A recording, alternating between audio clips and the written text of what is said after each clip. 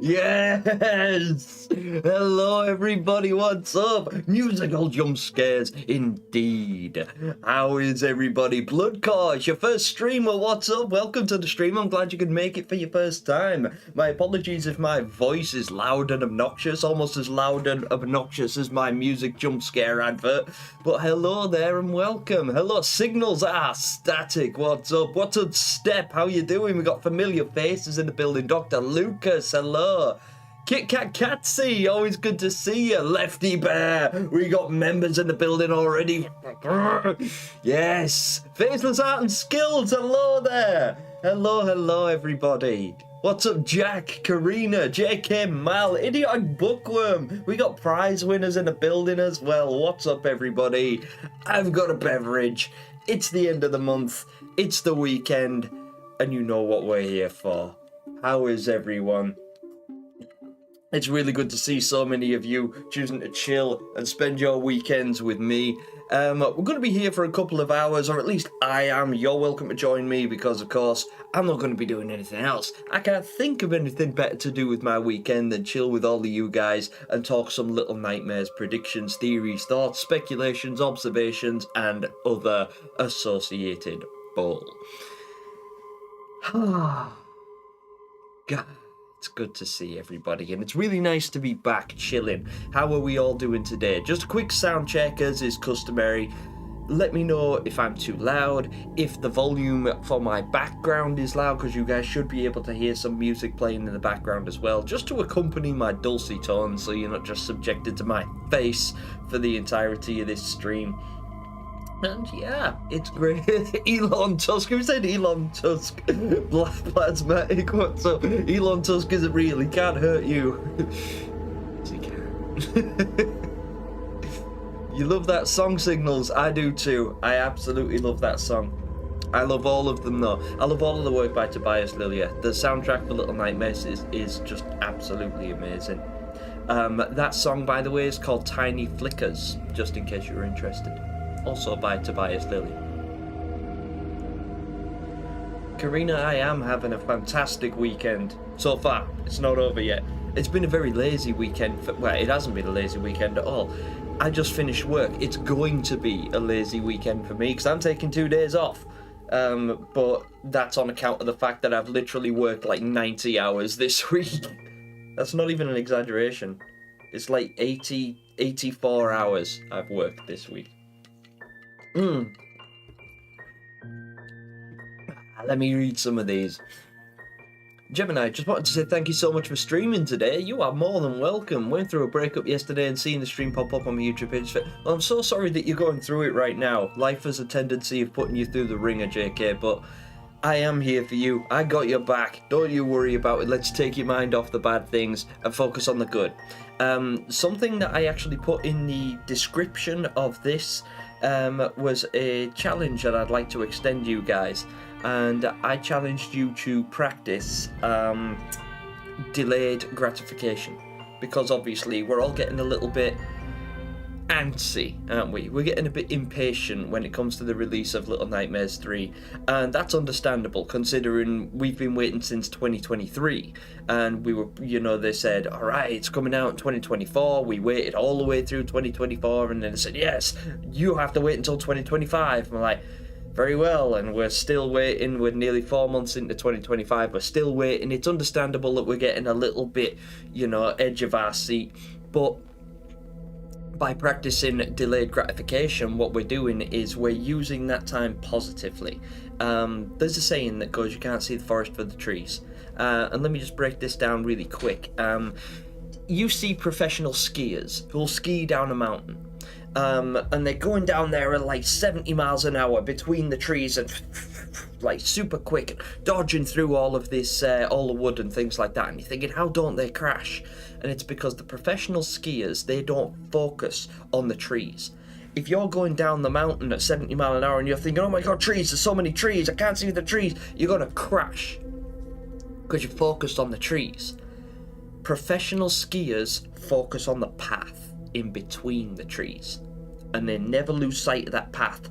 So they're constantly dodging. They don't hit the trees because they're not focused on the trees. The trees are the negative. They focus on the path and the way down and the trek to victory. And that's why they don't crash. Focus on the positives, guys. There's something good at the end of this. There is a light at the end of the tunnel. Granted, that light might break our hearts and shatter our souls and make us cry, but we love that, don't we? What's up, Faceless Art? I'm really glad you could make it into the stream, and thank you so much for the fan art. I saw that you're drawing me some fan art, and I have actually seen some sketches of it so far, but I also saw in the Little Nightmares Discord server that you are going to be doing a full version of that, and I am super excited to see it. Honestly, I can't wait. I love fan art, by the way. Fan art is my favourite thing. It's something that I always wanted.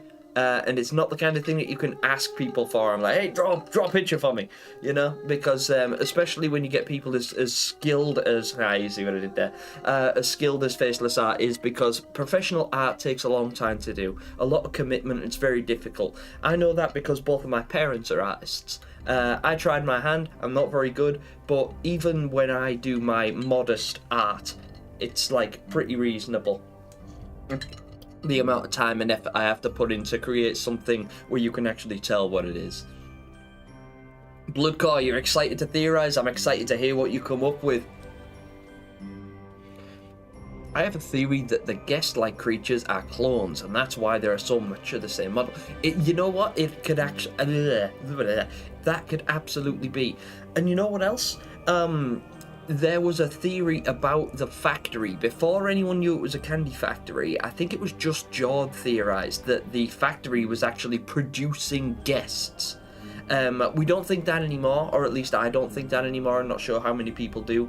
But it might not be the factory that we visit, because obviously that's a candy factory where they all work.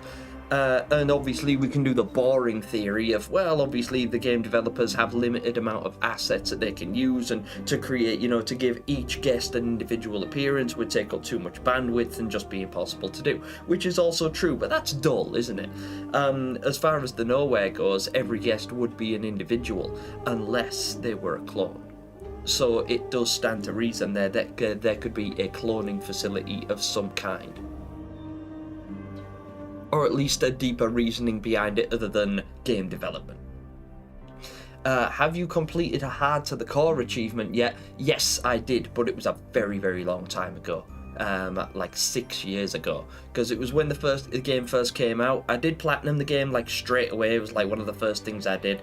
As soon as I got the game, I was like, I love this game so much, I'm going to play it over and over. I didn't immediately start theorizing. I just enjoyed playing the game. But the more I played it, the more like in tune I got with it, and it just became like a part of my life. Jen, my voice is alright, not trying to be rude, but it sounds a bit different from the other streams. Okay, I'm not sure why. Maybe it's because I'm really tired. Either that or I've been messing with my microphone settings a little bit. I do apologise. Also, I'm a massive schizo, so you probably will get two voices out of me depending on if I'm excited or not. Good or bad different? Because if it helps, I'll calm down. I'll chill out. Also, I talk differently in my streams to how I talk in my videos. In my videos, I try and have a much calmer and more distinct delivery so as to let you know, get across the point that this is a like horror franchise, or more like a cat and mouse, and there's something more ethereal and theoretic about me, and that it's to be taken a little bit more seriously than me right now. Me right now is not to be taken seriously. This is just me having a good time and chilling out with you guys. So I will stumble, I will crumble my words, and I will word salad quite frequently because I get really nervous when I'm live. YouTube is not receiving enough video to maintain a smooth streaming experience. Well, how dare YouTube? Furious at YouTube on account of that. Oh no, we're dropping frames. Why are we dropping frames? You better not start doing that again, because we've been there before, haven't we? Where we got me at like 3 frames a second. I do apologise if the quality has dropped, guys. I don't know why that is. It could be on account of my software like it was last time, but also we are undergoing a storm in the UK at the moment. It's hardly a storm, but it is raining and it's really, really windy. Like, we have a high wind weather warning also. Oh, I'm looking forward to seeing the lion out faceless. Hi, Gemini. Quickly uploaded a little nightmares edit. I'm here now. I'm glad you're here. I'm really glad that you're here. I'd actually like to see that little nightmares edit. I'll probably check it out after the stream step. Teeths and Leaves is playing. I love that one. Yeah, also, I hope you guys can hear the music. I can't. At the moment, I can't actually hear the music for some reason. I'm not sure why that is. Also, it appears to be dropping frames like crazy. I don't know why that's happening, but I also don't want to close chat and try and mess with it because it'd be very rude of me to do so. I'm here to talk to you guys. I don't want to be messing with like streaming issues. Also, if you guys haven't voted on the poll, please do so because I'm really curious to see what you think. It's actually running pretty linear at the moment. 48 votes on it. 31% of you think Alone will be the one to escape the nowhere. As do I. That's what I believe as well. I think if anyone's going to escape the nowhere, it's going to be Alone. Crunchy Doodoo Crumbs has got donos in the building. What is this? I'm going to give that a love at. Thank you so much. Hello, Gemini. How's your day, for? My day is excellent so far. Even better thanks to your generous donation. I really appreciate that. Thank you so much, Crunchy. Again, nobody's under any obligation to give me donations, but they are massively well received because at the moment they all go towards, well, they mostly go towards making new content because there is some bigger projects that I'm working on that are expensive and do require payment and things like that. Not for me, but for the people who I need to employ to help me create them because I don't have all the skills necessary to bring them to life for you guys. And also, any extra that I get is going towards my mum because my mum is currently undergoing treatment in hospital, and again, this isn't a sob story. It's just the fact I like you to know where your money is going. And my mum has to undergo cancer treatment in hospital, and she has to get a taxi there because we live miles and miles from the hospital. My mum lives miles and miles from the hospital, and she has to get a taxi or a bus there every other day. It costs a lot of money. I like to help with that, and then your generous donations, of course, massively help with that. So thank you so much. That's why I'll never turn down a donation also. What's up, Kit Kat Catty? Hey dude, I loved your theory for the supervisor being an arachnid type creature. It shook me. Honestly, the supervisor is the creature that I am the most excited to see so far. Obviously, I'd love to break down the funfair. I really want to get into the funfair area because I think there's a lot more significance to the man in the purple suit than we are being given in the I think there's a reason they're saving the funfair basically, and there's just too much linkage involved. I'll explain that in a little bit, but I'm going to try and explore. I'm going to try and look into your read a few more of your comments beforehand. Hey, what's up, Tomato Man? Welcome to the chat. It's good to see you. Oi oi. 1v02_6. Can't believe I got that right. Oi oi. What's up, Mojo? Look, I can play Prison Toys on keyboard. That's awesome. I can play Six's theme. I know it's really easy, but yeah, I can play Six's theme. It was one of the first things I ever learned to play on keyboard, actually, years ago. In fact, I bought the keyboard to learn that, just to, I was playing with, my friend has a piano, and I went for dinner at his house, and I was just sitting there being an idiot, and I decided to play the keyboard, and I found out which keys do it. I've since got a little bit better on piano and keyboard and stuff. I don't actively play, but a lot of the music that I enjoyed listening to when I'm just sitting and chilling is piano-based music, so I do play a little bit, but not very much.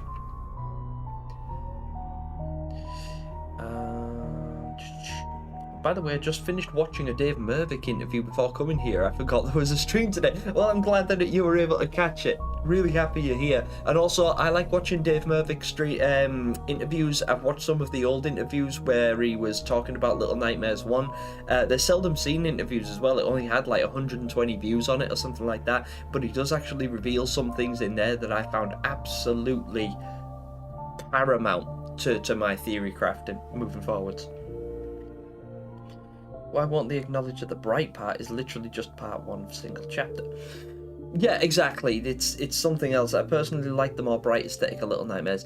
Yeah, it's a fair point, Bloodcore, and it's something that they haven't really explored, but I feel like it's important that they do, because obviously Little Nightmares does have the Nowhere has a day and night cycle. We see that in Little Nightmares 1, when we leave the moor for the first time, but we're stuck on it, we have to climb up the side of the moor. We see the sunlight, we see the buildings, sorry, we don't see the buildings, we see the boats, the ocean, the sky, and it's not very inviting. I think it can still have a haunting atmosphere and maintain the scary aesthetic that the Nowhere should have, and still have a bright colour palette. Oh, whoa, whoa, whoa, whoa, that just jumped again. JK Mel, seriously, thank you so much. Oh, my dude, honestly, you don't have to worry. Thank you. Thank you for being here. Like, if it wasn't for people like yourself, I wouldn't be doing these streams. £5 donation for JK Mel as well. Thank you. I really, really appreciate that, King. You're an absolute legend for that. Sorry it took so long to get to that as well. I'm trying to scroll chat, and sometimes it goes so quickly that it jumps a whole bunch, and sometimes it just doesn't move at all. So I do apologise if I was a little bit late to the game in thanking you for that. Like, I didn't recognise that you made a donation, because I absolutely do, and it is very, very gratefully received. Thank you.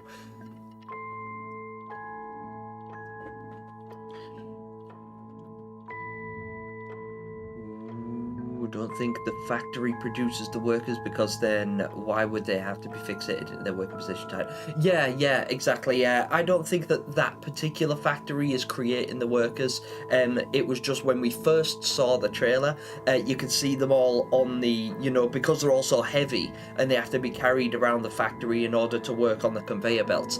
They're being pulled along on like a pulley system around the factory, and that at first looked like a production line of guests, because you couldn't see if they were moving or not. They just looked like automatons that are being created, like robots.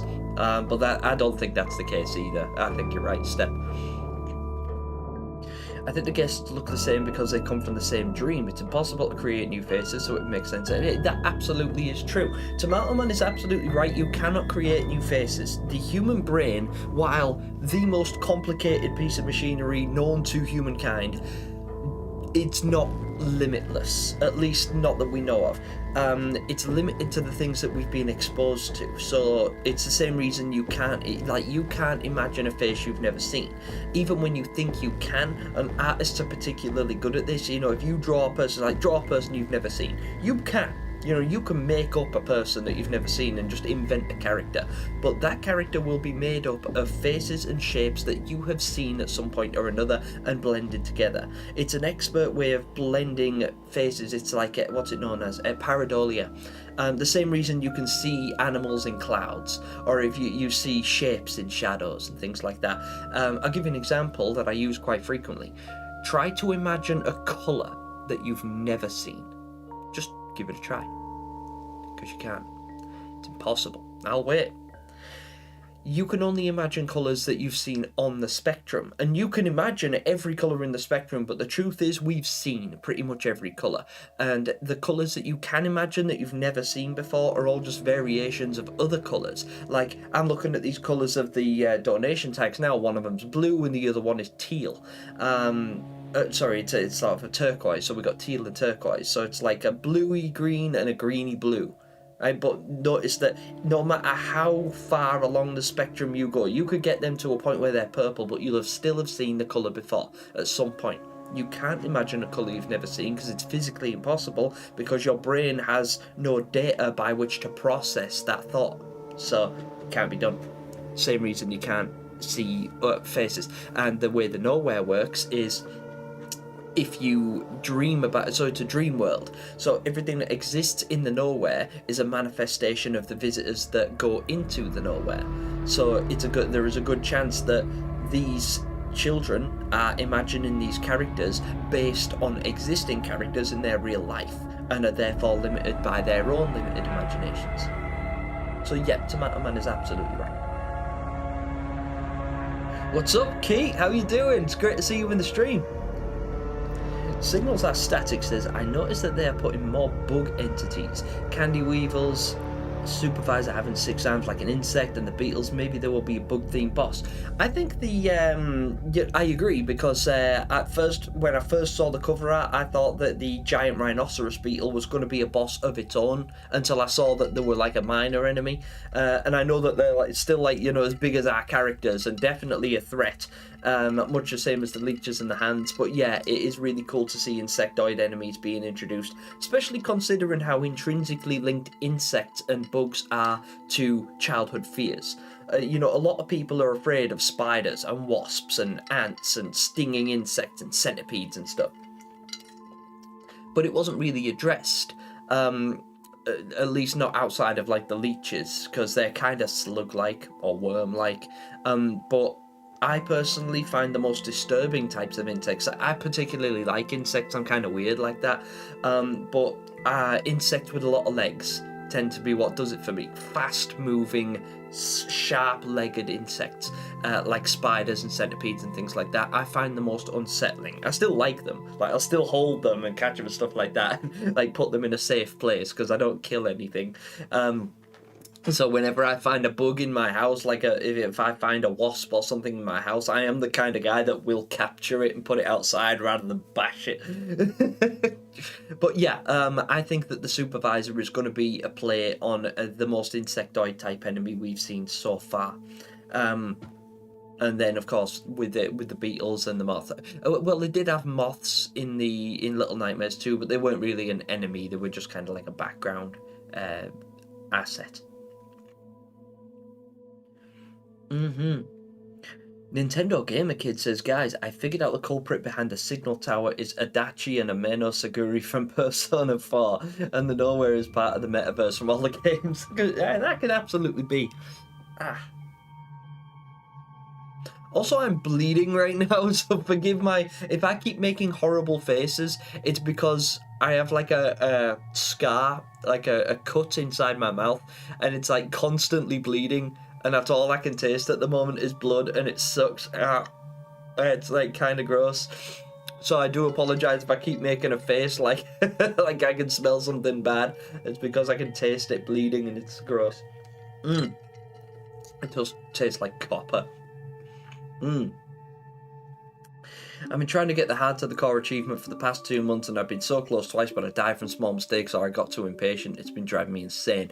It's weird because the trophy is designed to do that to you, to put pressure on you, to give you this time attack threat, because a lot of Little Nightmares puzzles, I find, particularly in Little Nightmares 1, are they're based on being patient, like, you know, trying to get through the room with the janitor. It's a lot of sneaking and creeping, and it forces you to move slowly when the idea of retaining the trophy is to move very, very fast. So it kind of pressures you to move faster than you want to move throughout the gaining of it. Patience is key. You have more time than you think you do. You'll get it. I've no doubt you'll get it, Faceless. One of my subscribers, actually, is the world record holder. I wish I could remember their name now, because, again, it was years ago when I looked it up, and they might not even be the record holder anymore. But they had the world record for the Little Nightmares 2 speedrun, and it was something ridiculous, like 23 minutes. Granted, they utilised, you know, like skips and things like that. And the, you know, skips and glitches and whatever else that you can use to take advantage of. But the point is, they got through the game in 23 minutes through trial and error, which I absolutely could not do. I can do it in less than an hour, I think, or at least I have done it in less than an hour, but it's extremely hard. I don't know if I could do it now, but it's something that I will absolutely attempt if that's what you guys wanted to see. You can find other faces in your dreams though, but those are mixes of faces you've seen. That's probably why the faces are so distorted. Yeah, exactly, Steph. Exactly right. That's exactly what it is. What's up, Electro Man? How you doing? I was on your channel just yesterday. Most of the time when I try to hard to the core, I've go too fast, I die from fall damage or into the... But yeah, that's usually what happens to me. I usually like mistimed jumps and things like that because I'm just so frantically like go 6, go, and you freak out and jump off. Anyone that's been tuning into Just Jawed recently will have seen him attempt a challenge over on Twitch where he well, there's a couple, but one of my favourite ones was where he tried to play Little Nightmares or Little Nightmares 2 at 5 times speed, and it was just ludicrous because your character moves 5 times faster. So when you first start playing, you're like, oh, this is going to be easy, I move at light speed, but everything else moves 5 times faster as well.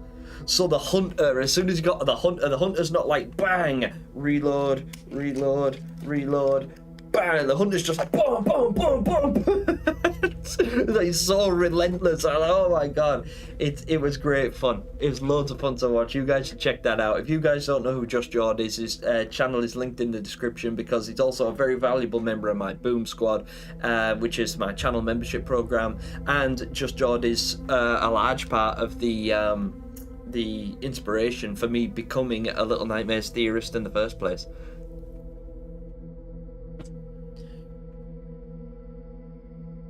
What's up, Piotr? I'm sorry I can't say your name right. Is that Polish, by the way? Piotr. Sorry. My pronunciation is very, very poor. But also Cześć, jak się masz?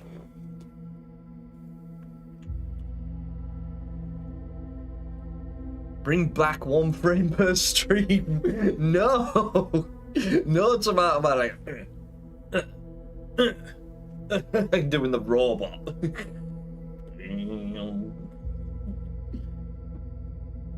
Hi. What's up, dog? How you doing? About the voice question, not bad different, but I could tell a little bit that you're tired, in my opinion. Yeah, thanks for that.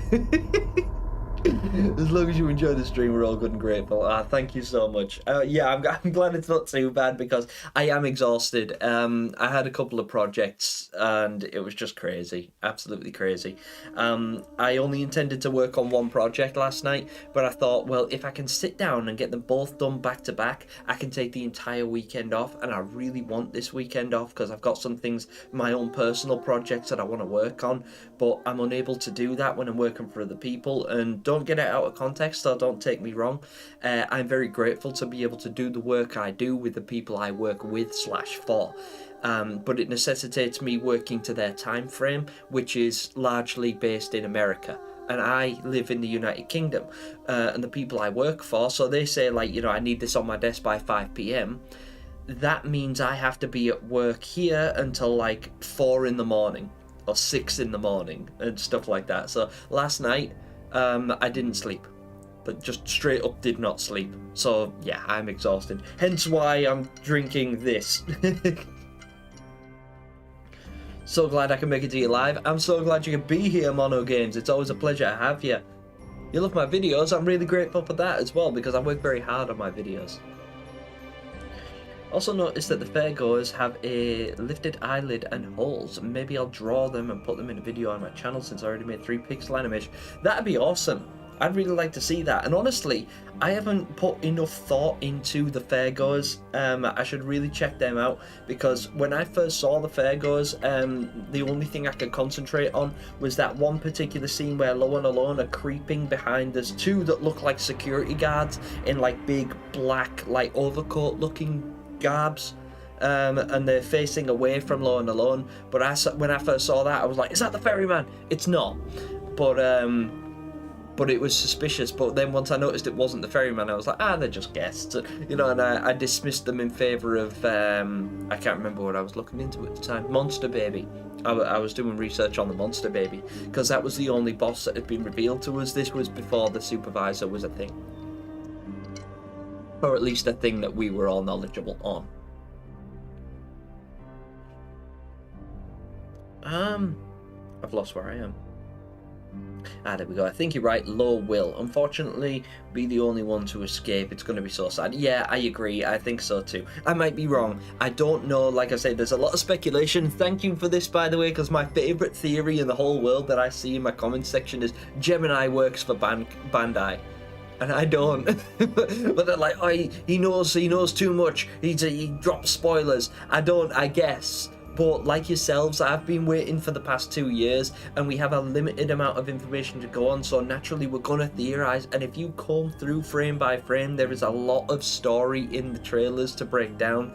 And if you think hard enough, you can put anything together and make it make sense from some angle of your own accord. That's the beauty of theory crafting. That's why when I make theories, I don't focus on it from a game development standpoint, because then theorizing becomes very dull and very boring. Going back to a point I made earlier on, when you we could theorize it to, like, you know, oh, why do all the guests look the same?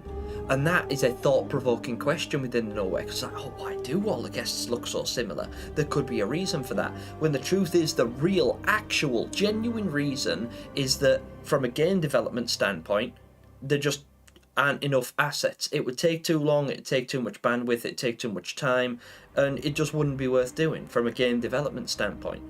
And that's probably right. But that's dull. It's not fun to be right. It's fun to speculate. It's fun to observe and think about ways that you can link it and make it make sense in the universe that we love. I don't want to step outside of the nowhere and monitor it from the outside and be like boring and just be like, oh yeah, you know, I know exactly why Six wears a yellow raincoat, because the developers coded it so, and and I can write that code, and I can show you that code, and I can make you one myself, and because it's like, yeah, I can prove that beyond a shadow of a doubt, but it's dull, it's boring. I want to be in the depths of the nowhere with you guys and exploring it from the inside out. That's the fun part. That's what I like about theorizing. I don't necessarily like being right. I don't like making predictions necessarily, and I don't like breaking it down on a level that makes perfect sense. I like telling a story and provoking thought within the community and within myself, because it helps me to write theories and stories of my own, which you guys seem to enjoy, since there's like 30-40 of you here right now, chilling on your Saturday evening with me, just listening to my bass gas bag to the wonderful soundtrack written by Tobias Lilia. Oh, the notorious bass is in the building, and you know how I can tell? I haven't even scrolled that far down, but it's because I've got a big fat heavy yellow donation up at the top there, and I can see the bar going down. I haven't got so far down, so I'm not going to disrespect you guys by jumping all of your comments. I am going to continue to read from the point I was at, but Mr. Bass, thank you so much. When I was talking about the people I work with /for, the notorious bass is one of them.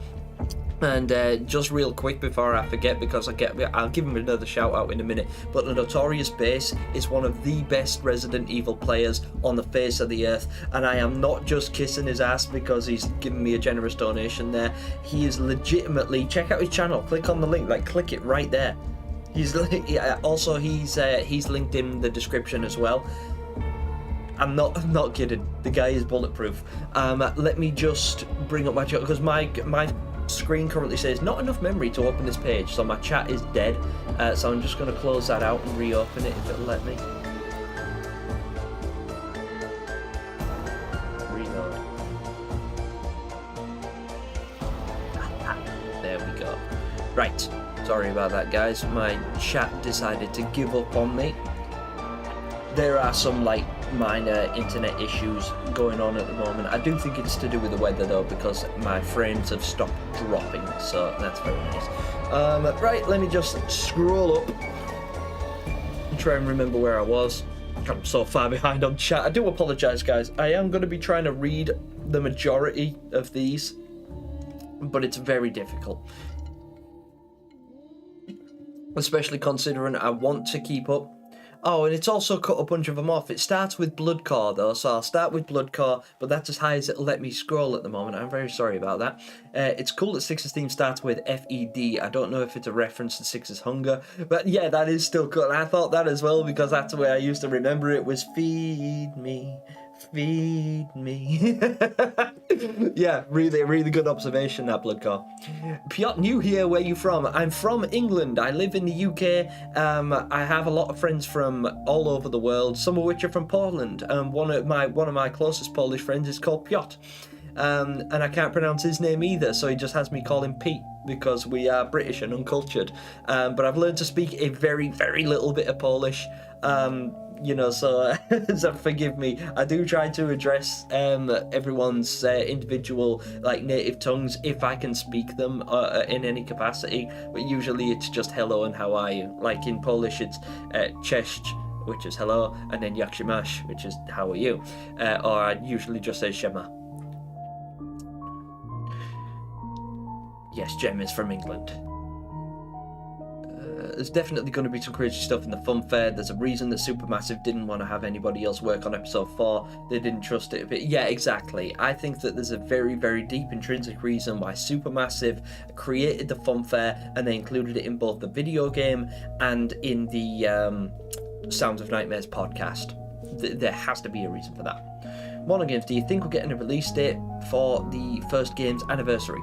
I don't think so, but that would be really cool. I only don't think so because I know that Tarsier have intentionally distanced themselves from the Little Nightmares IP, and although a lot of people are drawing some similarities between Reanimal, which is Tarsier's latest game, and the new Little Nightmares game, they are different. They're different studios and they're not necessarily linked in any way other than their history. So I think that by doing so, it would be a respectful homage, and it would be really cool. And it is, of course, a good speculation on your part as well. But given the nature of the relationship between the development studios, I don't think they're going to do that. In fact, I think they will intentionally avoid that if they can.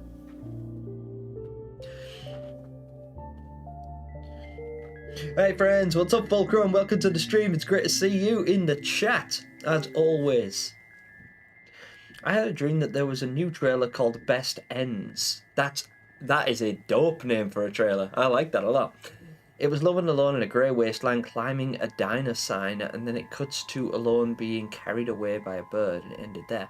That kind of gives me Limbo vibes. Because the image that I've got painted in my head right there from what you've said is there's a scene in Limbo. For those of you that don't know, Limbo is a game that's very, very similar to Little Nightmares. In fact, a lot of Little Nightmares is based on Limbo. Plays the same, and it follows the story of a boy who's completely enshrouded in shadow, and you have to make your way through a dystopian world that doesn't make sense. It's not really built for you. But there's one particular puzzle in the game where you have to climb a neon hotel sign and navigate across it as it falls down. That's particularly that's interesting. The being carried away by a bird thing, that's kind of strange. I wonder if that was you thinking of the North Wind subconsciously. Nintendo Gamer Kid says Little Nightmares 3 is part of the Persona universe because there's distortions and TVs to traverse places and simple locations being turned into full-scale dungeons. You know what? That's valid. I don't know anything about Persona, so I can't say how accurate that is, but from what I do know about Persona, that actually does make sense, at least from my perspective, but again, I don't really know, so apologies if I'm completely wrong, but I'm going to trust Nintendo Gamer Kid's prognosis on that. Fire Fun Time, hello, welcome back, it's great to see you. Very good atmosphere. What is? Oh yeah, Little Nightmares 2 is one of the most blue games I've ever yeah, it really is. Yeah, it's very blue. It has a lot of blue tones to it, doesn't it? I know that's intentional, but yeah, it is very, very blue indeed.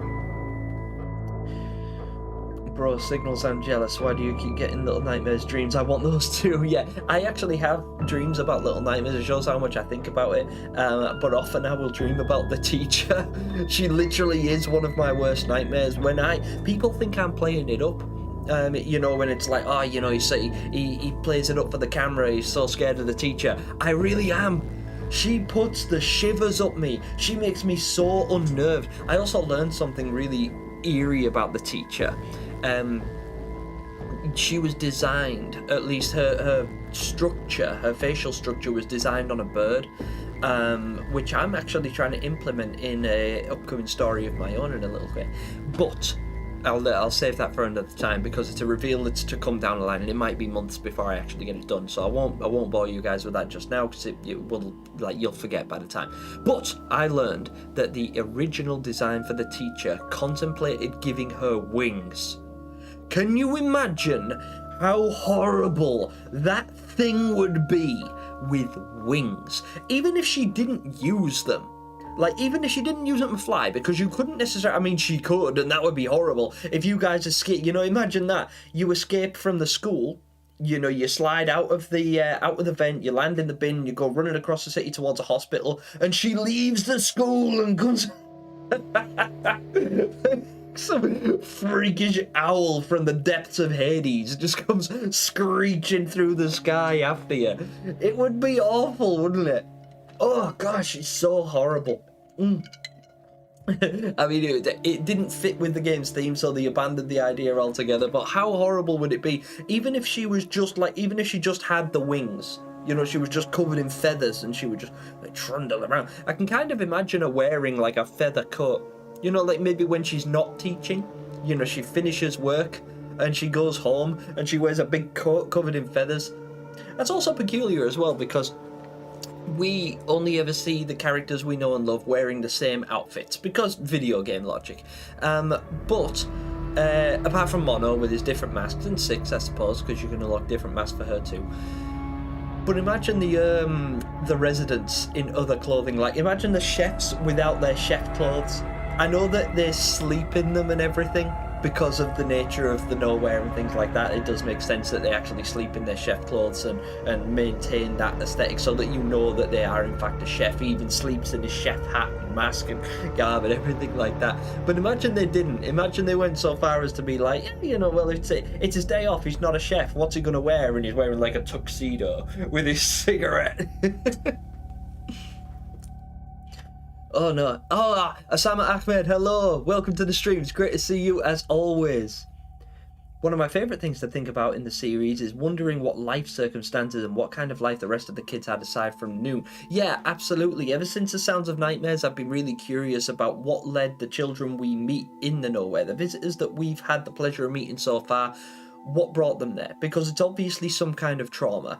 And I think a lot of that, if we think about it onomastically, so if we consider their names from a prophetic standpoint, as was discussed heavily in my pseudonym theory quite recently. If you haven't seen it, check it out after the stream, don't leave.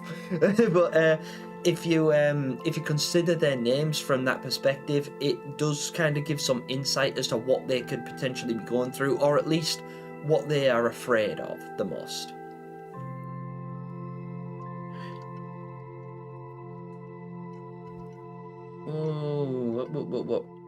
Oh, I see. Probably because I'm a magical girl. Well, you could be. You could very well be, Signals. I don't know. Maybe I'm a magical girl too. Maybe that's how I theorize so good. So good. Like I've ever got anything right. I've only ever had like one theory confirmed. But that's good enough for me. Hello, been a while since I've been in one of these streams, a year at least. TJKGo9. Hello, I remember you. And it's really good to see you in the stream. I'm glad you can make it. It has been a long time since I've seen your face popping up, but I see a lot of people come and go, and I never hold it against anyone because people have lives outside of YouTube, and people obviously have better things to do with their weekends than spend it listening to me gasbag about Little Nightmares for the 40th time in a row. But it's what I love to do, and I invite everybody into like an open space. I try and do at least one of these a month because, of course, I get a lot of comments, I get a lot of messages on Discord, I get a lot of DMs, things like that, with people that want to ask me questions and talk to me, and I don't have a lot of time between my work and my gym and my home life and all the other things that I have going on to answer them. So I like taking time like this to sit and discuss openly with you in real time, address what you have to say in real time, and talk to you and let you know that I respect you all as my audience, I value your opinions, and I enjoy your company. So I'm really grateful to have all of you here, regardless of whether you make it to every single stream or whether you can only drop in once a year. I really appreciate you, TJ. Thank you so much for being here. Marto. I don't know why people keep confusing the workers with the guests. The workers aren't really fat or obese. They are bulky and muscular. My theory is that they represent working class in the Noah. Yeah, absolutely. And a very, very good theory indeed, because they are the working class within the nowhere. They're dressed for such, the guests are sort of like, fat and slobbish and just like, we can, they're just eating. They are like the epitome of gluttony. But the worker, I can see why people get them confused, because the workers are large and disproportionate, but they do look considerably more bulky and broad. Maybe to a point, they look like, I tell you what they look like, strong men. They look like strong men. If you imagine, bear this in mind, guys, and please bear with me, I'm going to get back to the chat, but consider this, because I attend a gym a lot, actually work at a gym as well. If you consider a strong person, I want you to think about a strong person, like the strongest person you know. What people conventionally think about when they think of a strong person is someone with a six-pack and big muscles, and they're ripped. They look like a bodybuilder on stage, looking like a Machamp from Pokemon. And that, while conventionally accepted as a strong person, they might be strong, but look at the strongest men on Earth. Watch the world's strongest man competition and look at their physiques. There isn't a six-pack in sight. They're just huge. They're muscular, but they're huge. Some of them even look fat and overweight because they are fat. They carry excess body weight on purpose, intentionally, because mass moves mass. When you get an absolute behemoth like Eddie Hall, Brian Shaw, Hapthor Julius Bjornsson, like the strongest men in the world, they aren't like bodybuilders with rippling six-packs and like triceps that you can see and chiseled chests that you could grate cheese on. They are big, broad and bulky people. Some of the strongest, like actual strongest people I know are working class people, like farmers and garbage men and builders and labourers and things like that. They are the most physically strong, but they don't look like bodybuilders. They're not ripped and shredded and on stage like actors. They don't look like Thor lifting weights. And don't get me wrong, you can, like, strong people, like people who have all of these muscles, they are strong naturally, but the strongest people with the most applicable, sustainable, real life strength don't look like that. It's the working class folks that work in heavy lifting environments like factories. So yeah, you're absolutely right, and I think that. Sorry I went on about that, but that does make sense, and I wanted to explain why. Where were we? Yes. Gemini, what's up with that weird matryoshka? Sorry, I can't. I'm really struggling to pronounce that word. Matryoshka doll or pill bottle rabbit. Yeah. Now I think that rabbit is it's like a Russian doll sort of thing, but I think it's a pill caddy. It's just like a container sort of thing. It's like a fun way to. It puts like a positive spin on a negative aesthetic. So people don't like taking pills. I take a lot of pills, a lot of them. Because I suffer with schizophrenia, so I take a bunch of different medications, and like I say, I focus a lot on my physique and my well-being, so I take a lot of like multivitamins and carotenoid pills and fat metabolizers and other supplements and things like that. And taking pills sucks. It's horrible because you have to swallow them and it's gross. So it kind of puts like a more positive spin on it if you have them in a positive looking container. I don't know if that's the idea behind it or if there's like more symbolism in it, but I just think it's a nice, it's a way of putting a positive spin on something negative. Obviously the detective is on these pills. They're taking these pills. I think they're sleeping pills. But I don't know the reason. I don't know if she's intentionally taking sleeping pills as a means to access the nowhere, or if she has to take sleeping pills to help her sleep because of her nightmares, because she's an escapee from the nowhere and really struggles to sleep without them. And maybe having the nice little pill caddy is just a way for her to, I don't know, give her something minor to smile about when she has to take these pills. But I don't know anything about that. But really thought-provoking though. Definitely something to consider. Ryan Van S, hello and welcome. I'm sorry I didn't get your comment sooner, but I'm just going to read it now. I think it's weird that Alone breaks the mirrors while Lo has the spiky mask on. Yeah, absolutely, but I think it's because Lo himself is the one with the capability to travel through the mirrors, and Alone does not. So regardless of the fact that Lo is the one wearing the spiky mask and, you know, his general aesthetic, like if you were to throw a human being, regardless of what mask they were wearing, through a mirror, it would smash, as it does when Alone passes through the glass and it just shatters. I think there's something about Lo that allows him safe passage through the mirrors. It allows him to take the glass and liquefy it and make it a trans-dimensional gateway rather than a pane of glass. And I think it's something to do with the amulet he wears on his leg. I think his this. I'm not actually wearing it today, strangely enough. But Lo wears one of these around his ankle. And you guys who've seen my talisman theory will understand why I believe that. So Lo wears one of these around his ankle, and I think that is a talisman, an amulet, or some kind of blessed artifact that allows him safe passage through the mirrors. And I think the only reason Alone is able to travel with him is because she maintains contact with him when he does. I also think that it's going to be a staple artifact in when one of them leaves the nowhere. That's why I think Alone is going to escape, because I think Lo is going to give it to her. I think he might not have a choice. Right at the end of the game, it might be like, you know, they're fighting him, or they're in a struggle or something like that. Maybe it could be that, I don't know, she grabs his leg and accidentally pulls it off. You know, she slips off and holds it, and then she realizes, oh, this is why he was able to go through the mirrors. But he gets stuck on the other side, and he can't go without her. Or something like that. I don't know. I don't know how it's going to play out. I've speculated on it a lot in other theory videos. Watch the Talisman theory if you want my full breakdown on that. But I think that this is one of the main reasons why Lo is able to travel through the mirrors and not Alone. I don't think it's anything to do with his mask. I think that's an aesthetic choice that makes him feel strong. Right, sorry if I keep going silent as well, guys, because I'm trying to figure out where I was in the chat. What's going to be broken down today? Ideally, everything. Fire fun time, absolutely everything. Chat is going really fast at the moment, so I'm obviously trying to keep up and answer your questions, theorize with you guys and talk. If chat does slow down, I will probably comb through one of the trailers or something like that, and we'll try and like frame by frame a couple of different scenes, maybe look into the carnival and investigate the fun fair a little bit more if you'd be interested in doing that. I'd like to do that. In fact, that's what I intend to do after the stream, before my conference call tonight.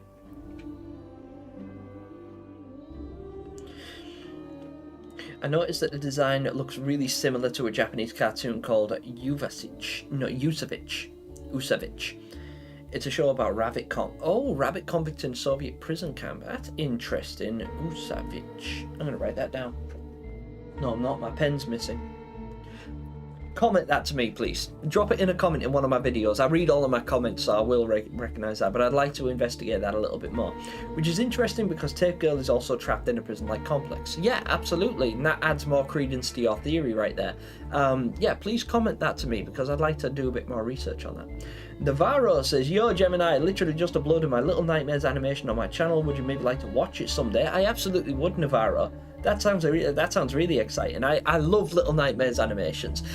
You guys who were here for the last stream, and in fact most of you anyway, because it's a very, very popular video, as it should be, by Little Wolf Productions. They made the Dance of the Damned, and it is one of the best Little Nightmares animations I've ever seen, period. It's wonderful. And they followed it up with Save the Last Dance, and it's incredible. I actually spoke to Little Wolf Productions themselves, a very, very nice person. It was a really brief discussion, but I considered maybe making something, or asking them to make something with me. But if we do, it'll be a very, very long way out yet, because it's not even in the planning phase or anything. It's just something that I said, you know, would you consider this? And they said, well, yeah, probably, but if we did, it'd take a long time. And I know that. I'm under no illusions about the fact that what they do is incredibly hard work. But yeah, we should definitely check that out, and I would love to check out your animation as well. In fact, I probably will do after this stream, because I tend to re-watch my own streams and just go through the chat to make sure I didn't miss anything, because YouTube has a tendency to filter out your comments as they come through. I don't know why, or sometimes I just miss them, you know, in general, because I'm so busy scrolling up and down and gas bagging for too long in response to one comment when others are coming through, that I miss some, like I'm doing now. But yeah, so if I do miss your comments, I do apologise, guys, but I do go back and I read them all. I was actually really sad one time because somebody left a very kind comment asking me about my mental health one time in a stream about 6 months ago, when they were asking about my mental health and trying to make sure I was doing okay, because at the time I really wasn't. And that comment just didn't come through. They commented like 5 times asking about my mental health and my current state of mind and if I was alright, and for some reason it didn't come up when I was live. It just didn't appear in the chat. I was reading every comment like I'm doing now, and I didn't see it. And then it wasn't until like 2 or 3 months later, I was watching the live stream back and I saw that person's comment, and I was like, why didn't I respond to that? And I saw it again and again and again, and it's because it didn't come up when I was live. It came up afterwards, and and that person didn't even have a YouTube. Well, they had a YouTube channel but no content, so they didn't have a video for me to comment on and say, I'm so sorry, thank you so much for your concern, I really appreciate you. And so I hope that person didn't feel like I was just being really ignorant or dismissive, and I hope you guys don't either. There is usually a reason for it, and it's normally YouTube just being awkward and making life difficult. So I'm really sorry if I missed anything. I really don't mean to. The idea of these streams is to communicate and keep up with you guys, at least while I have the capacity to do so. Because like right now there's 40 of you guys in chat, so it's like 1 of me versus 40 of you, and I'm really trying to keep up and show you all the respect you deserve. But as the channel continues to grow, which I am extremely grateful for, it'll get to a point where there's 50, 60, 100, maybe 200 of you guys in chat, and I won't be able to keep up anymore. And I don't want you to ever think that I'm that guy that doesn't care about his audience, because I do, and I'm here. I respect you all, and I value each and every one of you, and I love hearing what you have to say, but I'm just one guy with limitations, and it will get to a point where I'm not able to keep up, and that's why I do these streams, and I try and keep them frequent, and that's why I spend so much time addressing each individual comment, because I feel like you guys are my core audience and the foundation of my channel, and I value you, and I would hate for you to think otherwise. Now, where am I? Sorry if I keep leaning off camera also, because my screen's really far away and the chat is really small. What's up, Nevada? Hello there. Hi there, hello and welcome.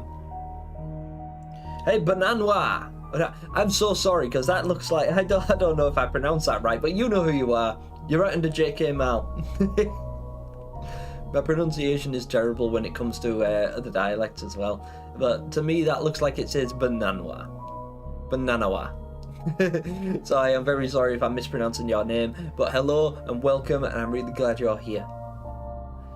If the size of the spider is past the radius of a quarter, I am burning the house down. Yeah, I get you. So if it's bigger than that, I've actually held really big spiders before, like really big, like a baboon spider. You ever seen a baboon spider before? I held one of them, and it, like this. No joke, it was as bigger than my hand, in fact, at the time, so I was much smaller back then. Yeah, absolutely. You guys who haven't, check out Navarro's animation. I'm going to be doing that. Hey Jim, could you pretty please go check out my cool tiger and panzer tanks that I made? Yeah, I'd love to. That was one of the main reasons I took history when I was in school. A lot of people, at least when I was in school, and that was a long time ago, they give you options. You have to choose a humanity, so it was like you had to pick a language to learn, you had to pick a humanity, and then of course you did your science, maths and English and a bunch of other subjects. But when you get to a certain point in school, they let you choose your subject, and out of the humanities you could choose religious education, history or geography, and I chose history.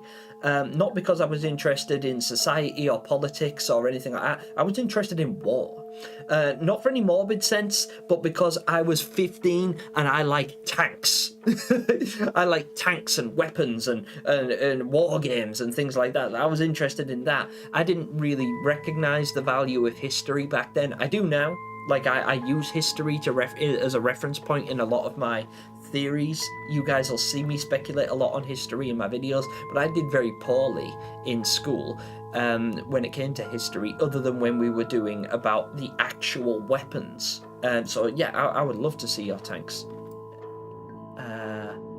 Faceless art skills have just got hard to the core key. Yes, congratulations, Fulcrum. That's no easy feat at all. Does anyone want to see my glitches for Little Nightmares? Yeah, absolutely. Bananawa. Yes, absolutely. I do, and I'm sure I speak for a lot of people here when I say they do as well. Are they available on your channel, by the way? Bananawa. And also, am I saying your name right? Let me know. Or at least give me a way to pronounce it so that I'm not just saying Bananawa over and over and you're thinking, that's not my name.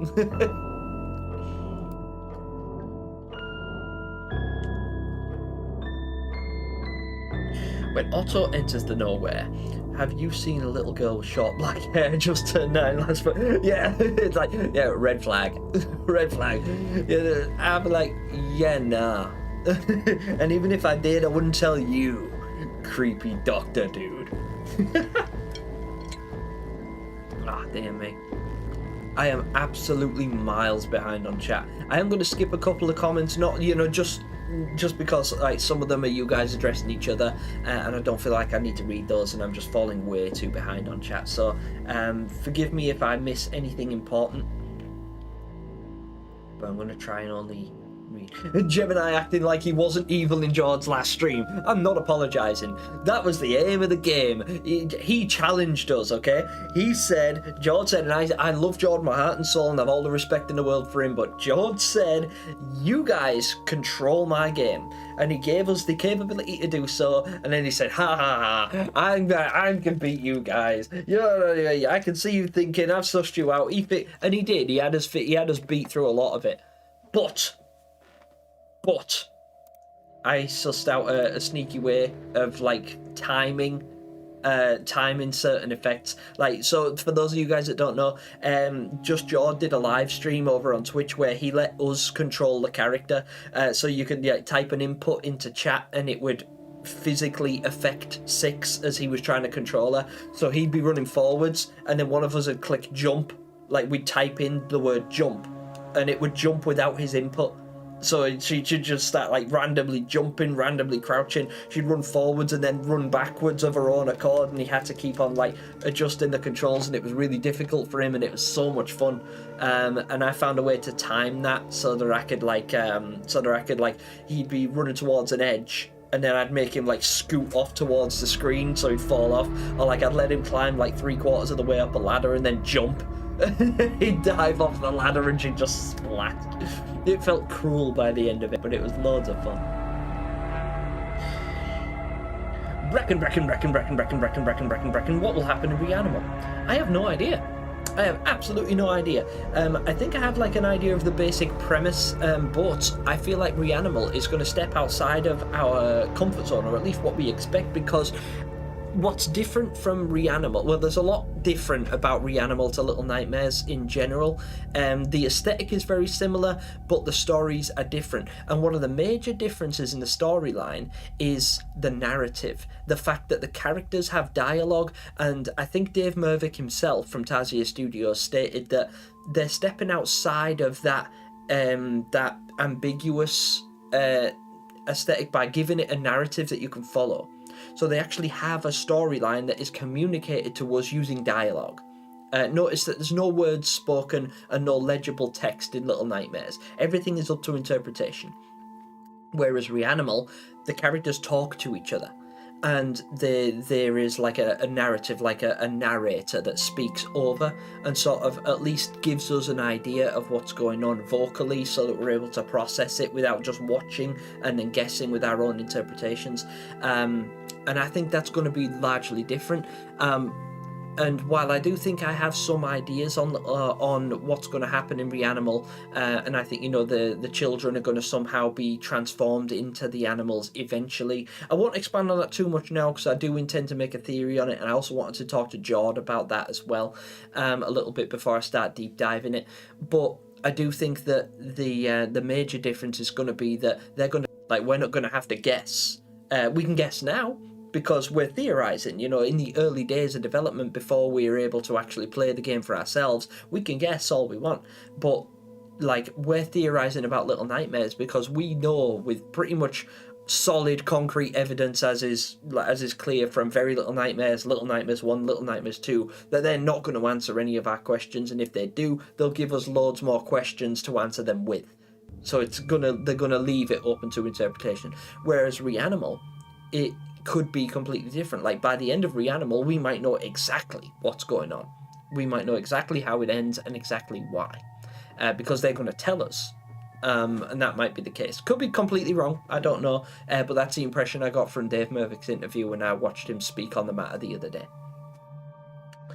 Karina says, I noticed that the Necropolis level features these huge tower structures, and I don't know, they remind me of Tower of Babel imagery. And the way it's all desolate and interesting. Yeah, absolutely, and I got a very similar vibe. I think that them towers, or at least a lot of them, are burial sites.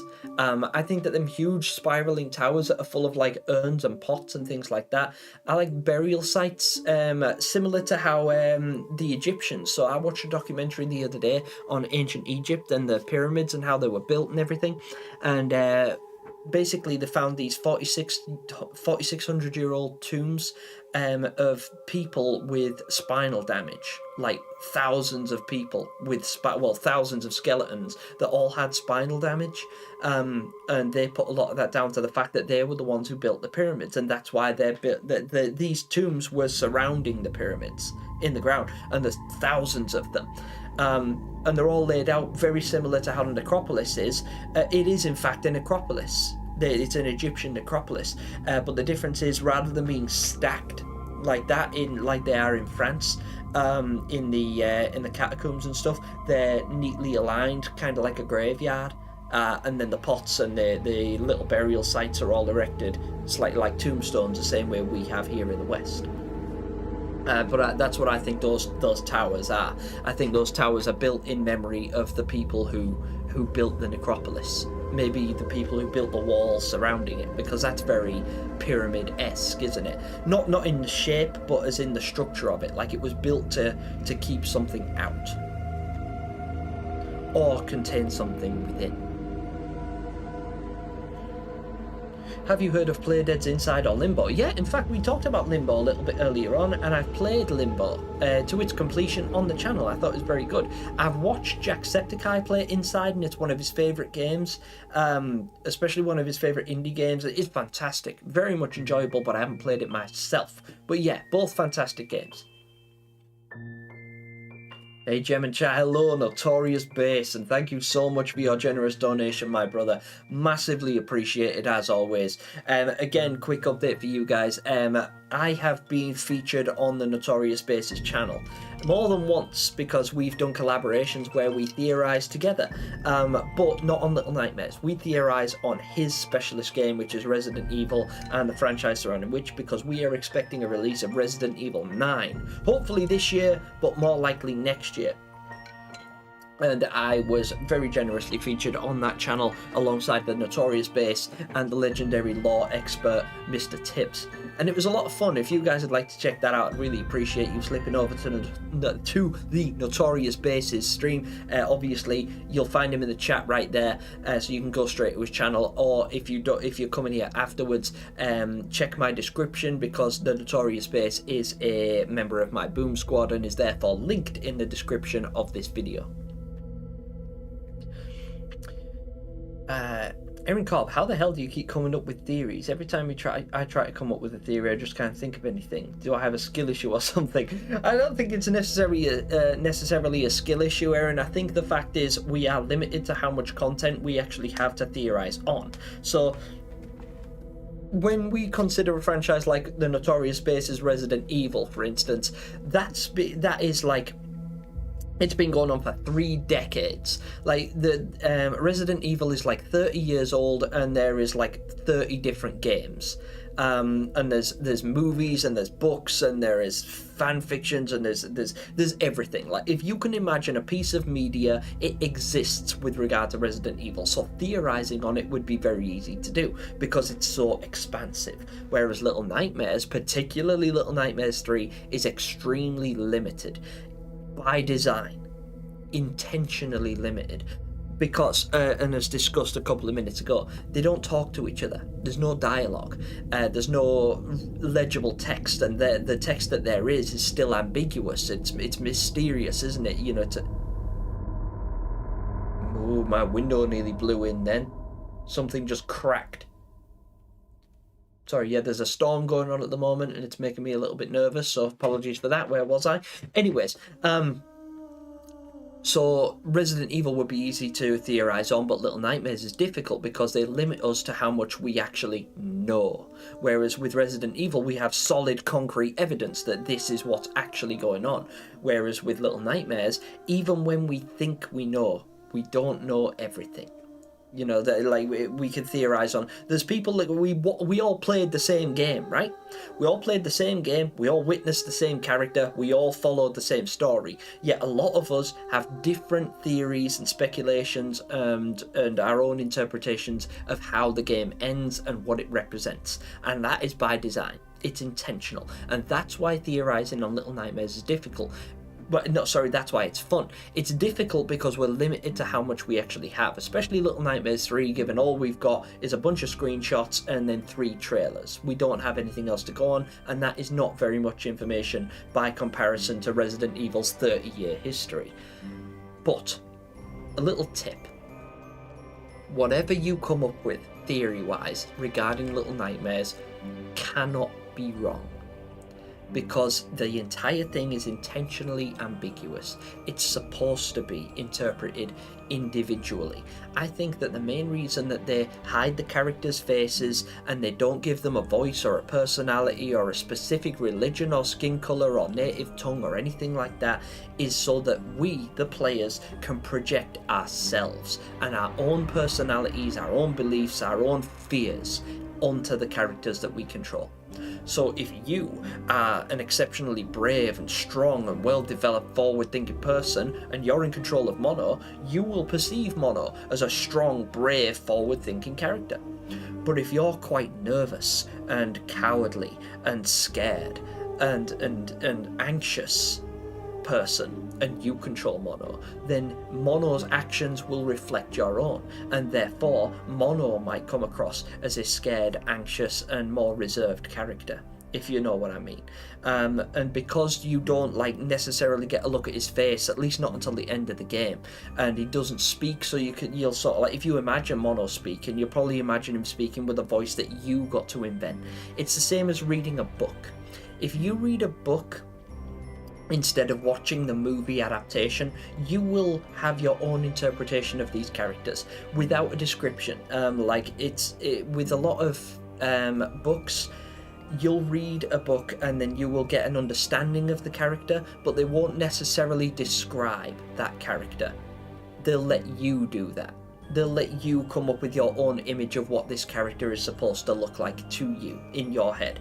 You'll read the character's lines, so when the character speaks, you'll read their lines, but you'll read them in a voice that you interpret them to have, rather than the voice that you recognize them to have, unless you watch the movie adaptation first. So like those of you that have watched Harry Potter, that watch the movie first and then read it, you'll probably imagine Daniel Radcliffe's interpretation of Harry Potter.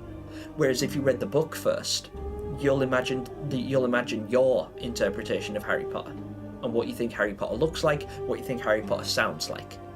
But you don't know, because he has a very, very brief description. He's just a 10-year-old boy with glasses and a scar. And that's all we have. We don't know much else about him. So we create our own image. And that's what we're doing with Little Nightmares. And I think that's what we're doing with everything. That's the beauty of theorizing. You can't be wrong with Little Nightmares because the entire thing is a book. The Nowhere is a book that doesn't have a definitive explanation. It's whatever you imagine it to be. That's intentional, that's by design. And that's what makes it easy to do. That's how I continue to come up with theories all the time, because I know I can't be wrong. If I was right about everything, then all of my theories would revolve around the game development process, around coding, around character and level design, and around limitations of technology and budget. And that's dull and boring. And I'd be right about a lot of it. But it wouldn't be fun, and it wouldn't be entertaining to watch, and it wouldn't be worthy of a 2-hour discussion like we're having now. So that's my take. Sorry, again, I went on a bit too long there, but that's how. It's not a skill issue, Aaron. Just think about it from a broader perspective. That's all. Have you seen Little Nightmares plus Portal vid? No, I haven't, but I have seen it advertised. I probably should watch it. In the trenches. What if Alone escapes the nowhere solo and finds herself in the county psychiatric institute, and Otto uses her oh no, that's terrible. It's amazing. That's actually great. I really like that. That's really cool. What if, and I haven't considered this, and you guys should think about it as well, what if, and it might not necessarily be Otto, but it probably would. Oh no, what if it is? That's so much worse. That's a brilliant theory. I really like that. What if Little Nightmares 3 is a precursor? What if it's a prequel to the Sounds of Nightmares Series 2? What if that's what it's alluding to? Oh no, I like that a lot. That's very cool. That's a really, really good observation. I like that a lot. I wish I could pronounce your name. But yes, you guys all know who I'm referring to. Osama, Nevada, there is a way... Oh, no, sorry, that comment's not for me. Ah! What's going on? God damn it. The chat just jumped and it's gone like miles ahead again. Sorry guys. I like Resident Evil. I like Resident Evil 2. Alright, again, I'm going to skip a couple of the ones that aren't necessarily directed at me so I can catch up with chat a little bit. Why is there always the North Wind messaging with you Wi-Fi, George? I know, right? It's because I live in the UK and we don't necessarily get dangerous weather, but I live on the coast in the UK, right by the ocean. So whenever there's a storm anywhere remotely close to the UK, we get it first. So it batters our coastline, it crumbles our buildings, it tears everything off our rooftops, and then it dissipates as it gets halfway into the Midlands. So it messes with my streams, unfortunately. I'm glad that you guys seem to think it's really funny when you get me at 1 frame per minute, because because otherwise it would just be a very subpar experience for you all. I still think the ferryman sightings in Little Nightmares 3, like Half-Life's G-Man sightings in the background, would be a crazy cool touch until he appears at the end. I agree, Plasmatic, that would be excellent. Really cool to have him like as an ominous shadow that just appears, or like maybe like you catch his reflection in a mirror or something like that. You know he's a part of it somehow. I'd really like that, that'd be cool. Don't cry, Little Nightmares fan. There's plenty more theories of Little Nightmares 2 and fan games to feed on your entire life. Gemini, bring more theories and streams over here. The boy's hungry. You got it, Signals. No problem. I will do just that. I have every intention of doing that over the course of 2025. I feel like Thanos, because some of you guys might already know, and I've announced earlier this year, I'm currently working on a playable version of my Little Nightmares 2 DLC, like the speculative DLC series that I wrote that you guys really seem to enjoy. It's the most popular series on my channel. It did really well, and I speculated what we missed in a little. It was very similar to GamerJube. I didn't know about GamerJube when I wrote it, but the animation style is the same, and it's cool. You guys will enjoy it if you haven't seen it. I'm sure a lot of you have, but me and the Oldest Nightmare are working on a playable version that I'm hopefully going to distribute to you guys, and we'll all be able to play together and enjoy. And I kind of feel like Thanos in that we spent so long waiting for Little Nightmares 3 that I'm just like, fine, I'll do it myself. I'm just like, I'm not waiting for the game anymore. I'll make my own. But I couldn't do it without the Oldest Nightmare, because it's not me making the game. I have little to no game development skills. I'm just a reasonably good storyteller. I'm a fairly good script writer, and I can level design to a reasonable degree. And my character, like I can character design as well, but I'm not necessarily involved in that process other than descriptive terminology. But yeah, if you guys want some idea of the progress that's being made on that that game, check out the Oldest Nightmares channel, which again should be linked in the description of this video, where they upload the occasional like update to let you guys know how the game is progressing, but also be patient with us, because not only is it extremely hard to do and a really difficult process to go through, but also the Oldest Nightmare is currently studying at university and undergoing midterms and critical examinations that will dictate their future, and the game has to come second to that, because their education, as should all of yours, comes before the development of my game. What's up, Maya? How you doing? It's great to see you in chat. How are you doing? Tom Asher, hello and welcome. I can't stay for long. Well then I've probably already missed you because I'm half an hour behind on the chat. I've been going for an hour and 20 minutes and I've probably only read about 40 minutes worth of chat. But hello, welcome, and if you've already gone, bye. 6 words of raincoat because it makes it easier to see in the dark. There's nothing else behind it. Stop theorizing and having fun. Everything is for the game and there is no law. Exactly, that's basically the way it would be if I was to theorize about the game development process. I think the reason 6 wears the yellow raincoat is just to accentuate the fact that she doesn't belong where she is. So it's like, how do we make this character stand out? And they're like, I know, bright yellow raincoat. It's like, because she very clearly doesn't belong where she is, and nothing says that more than the fact that she stands out like a sore thumb. But that's dull.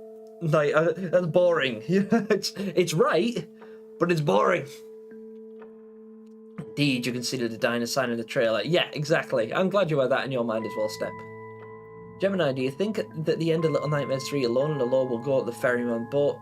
Maybe. They might actually get to meet the ferryman, or at least one of them might. I think that if Alone does escape, then Lo will be ferried back into the nowhere by the ferryman, and therefore have to descend and then live up to his namesake, which is Lo. Because by descending, by plunging into the nowhere, by sinking deeper, as was accentuated by Otto in The Sounds of Nightmares, characterizing the act of accessing the nowhere by plunging and sinking deeper, it's all an aspect of becoming Lo.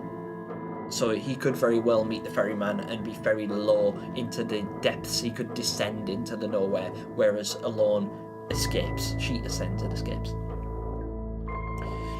Wait, Gemini has a ginger beard. Does this mean Gemini is alone because they have the same hair colour? Well, I mean, maybe. I don't know how I'd look with pigtails, though. But this is the thing, right? This is how wild theories can be. You can speculate that that is a fact, and until proven otherwise, that could be true. It's not, but, like, from a theoretical perspective, it absolutely could. From some angle.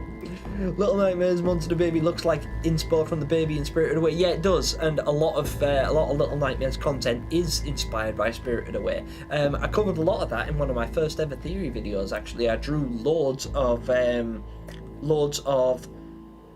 parallels between the Spirited Away universe and the Little Nightmares universe, and I overlaid them on top of one another so that you can see where the inspiration comes from.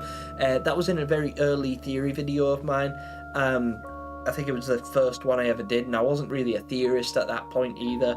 Not really now, but just some things that I considered that I thought you guys might find interesting. But I'll tell you who did cover that a lot better than I did recently was Terrico.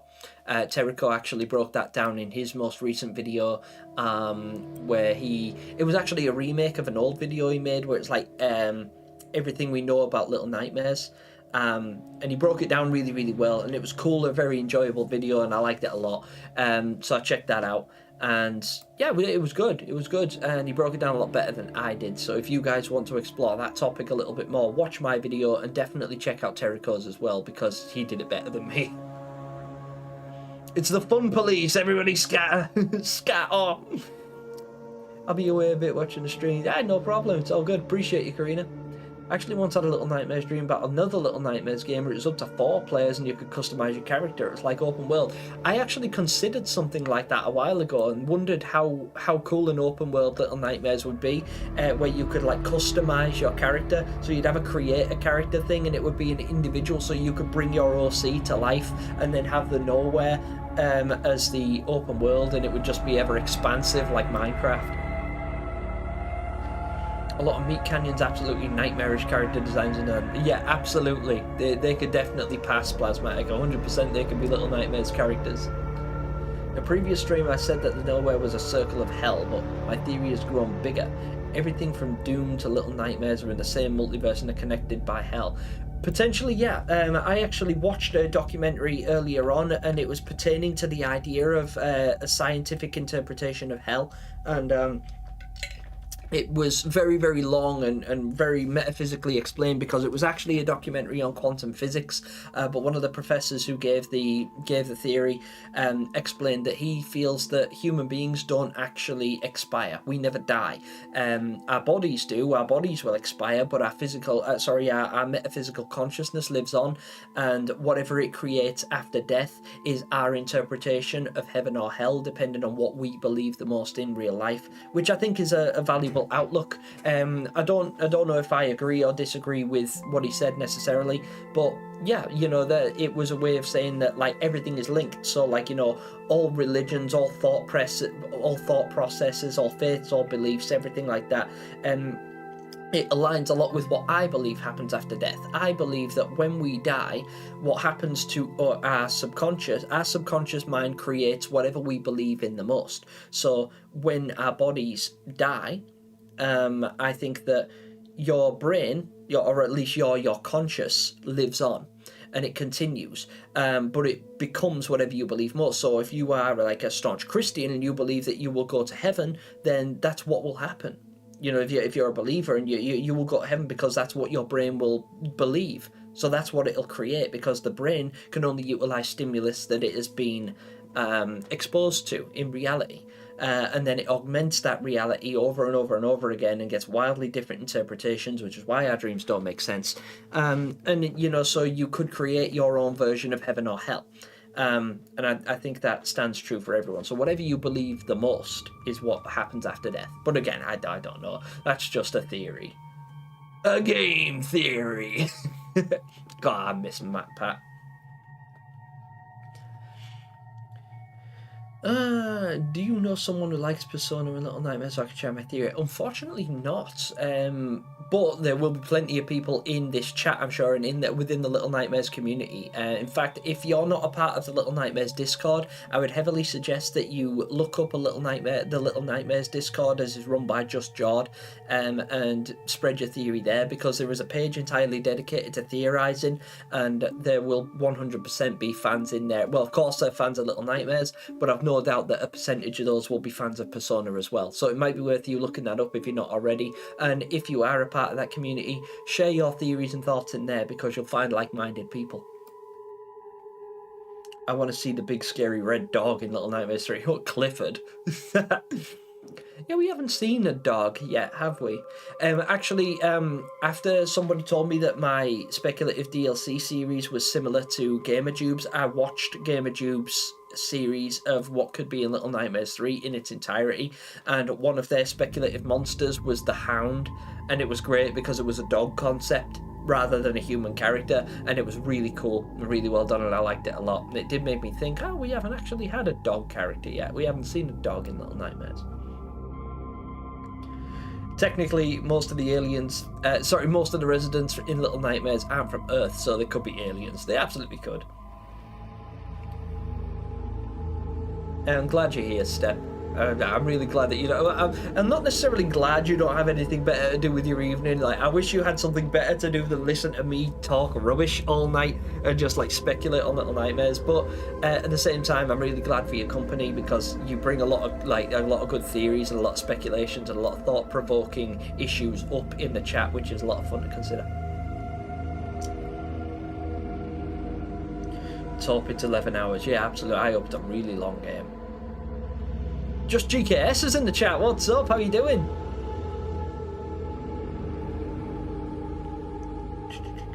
Just skipping ahead a little bit, because a lot of this is just referencing stuff that I said before about the Dance of the Damned and everything. Puppy Queen, hello, and how are you doing? Puppy Queen of Gasha. How's it doing? What did you miss? Mostly just me talking rubbish, but we've theorised quite a lot. In fact, these guys have had a lot better theories than I have. I might have made a couple of like valid points, but it's all building off what you guys have said. Like, you guys are the catalyst of the theories today. I haven't been the one coming up with anything of any solid substance today. In fact, it's all been you guys.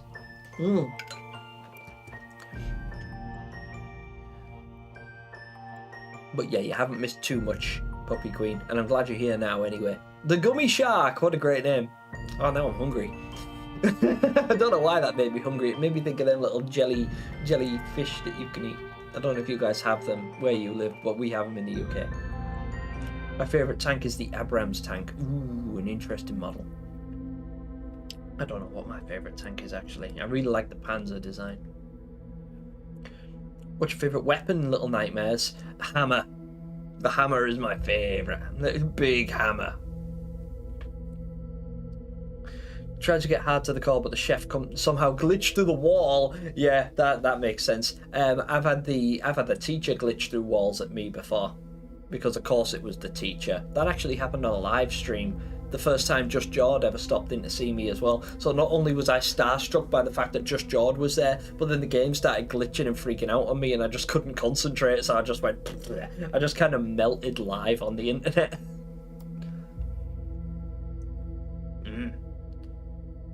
John. So is the Funfair in Little Nightmares 3 a flying ship, and how do you know that? So I believe it's a flying ship, and while it's not necessarily confirmed, it's alluded to in a series called The Sounds of Nightmares, which, if you haven't listened to, is a podcast series that's entirely audio based, but they give us descriptions of everything, and it's where a character called Noon recounts her nightmares to a therapist, and her nightmares all take place within the nowhere, and one of her nightmares is in an episode. Which one is it? Is it chapter 4? It's chapter 4. Theatre of the Mind. No, Two of a Kind. It's Two of a Kind. Chapter 4, Two of a Kind, where she goes to a fun fair. Spoiler alert for those of you guys that haven't seen it, I'm sure most of you have. But she goes to a fun fair and she gets on a big wheel with a character called Rusty, and they have a discussion. And when they get at the top of the wheel, she describes it as being in the air. All she could see was the clouds, like everything. Absolutely everything was off the ground in the clouds. And then he's like, don't look down, it's easier, look out. I can't remember the terminology, but anyway, he describes it, Noon describes it as having like the masts of a ship. And sails. So sails, masts of a ship, and then being in the clouds, things like that. And then in the screenshots and the gameplay footage we've seen of the funfair area that was written by Supermassive Games, is very similar to that episode, Two of a Kind, which takes place in a funfair, which was also written by Supermassive Games. Looks like a ship's exterior. It's got the porthole type windows and the lighting, the sails and the masts and everything, and it just looks like a ship. The best way to conceptualize it that I've seen was a drawing by Just GKS, who is in the chat right now, and I included it in my most recent theory video, which was the vertex theory. You should check that out, and also check out Just GKS's channel as well. I don't think they featured that drawing on their channel necessarily, but that's who came up with the original concept. And it looks really good, but that's why I think it. So it's not necessarily confirmed, but that's why I think it, because we have a lot of descriptions alluding to that fact. Or that notion, not fact. None of this is fact. If it was fact, it wouldn't be a theory. My Little Nightmare series, Lone Alone go looking for a big mirror and go back home. Alone could go back to her parents, and Lone could go back to his parents. That'd be nice, wouldn't it, Nevada? If everyone gets a happy ending. Listen, I know that the Tiger is a better version of the Panzer, and everyone you're still talking about tanks. Hello. And yeah, you're right. I know the Tiger was an upgraded version, but yeah. If anyone disagrees, you're just incorrect. Yeah, you're allowed your own opinion, even if it is wrong. almost had hard to the core, and I timed it. I made it at the end without dying, and it was like 1 minute. Oh, I just missed it. But that's the thing, you'll be able to get it. Like, if you're that close already, it will become a walkover the next couple of times you actually attempt it. Gemini, have you ever played a game called Unravel? No, but I watched Jacksepticeye play it. It was wonderful. It was a very wholesome looking game. I think I remember. Well, I didn't watch him play the whole thing. I think I remember it ending kind of sad. I'm not sure. I don't necessarily remember. Little great. Gem, what's your favourite Little Nightmares game? Navarro, I like Little Nightmares 2 the best. I love them all and I respect them all, and they are like equal in my mind, but if I had to pick a favourite, it's Little Nightmares 2, because I feel like the story had the most significant emotional impact on me, and my favourite enemy of all time in any video game ever is the teacher, and she's in that game, so that's why. Also, the gameplay is very smooth and clean, and I just felt like it was an improvement on the original in every way. There were some things that I liked, that I preferred about the original game, but Little Nightmares 2 was just, it did everything a sequel's supposed to do. Gemini, I made a 4-pixel animation loops in the start of my YouTube animations. I might make more in the future. And that'd be pretty awesome to see. These are all things that I'm going to check out, by the way. You guys that are YouTubers that are creating like artwork and animations and videos of your own, I do go back and watch these. I do check them out. That's why when like Low and Alone popped up and they said, by the way, I make Little Nightmares figures, would you like to see them? I said, yeah, absolutely. I didn't watch them on the stream, but I went and watched it afterwards. And then when Low and Alone popped up in the stream to talk to me afterwards, and said, hey, did you see my figures? And I said, yeah, they were awesome. And then I was able to link them and talk about them and stuff. I will go back through this chat and check out the things that you guys are asking me to. The only reason I don't do it right here and now is because I'm already miles behind on the chat, and you guys deserve enough respect for me to read your comments in a reasonable time, at least within the time I have. As like Gunter, I just got in. What's he talking about? He's just what's he talking about? I love that. But yeah, it's We're talking about Little Nightmares and each and everything that takes place therein, every facet of it, and I'm just trying to guess at theories. I don't have anything concrete, but that's the idea of these streams. It's mostly just to talk to you guys about something that we all know and love.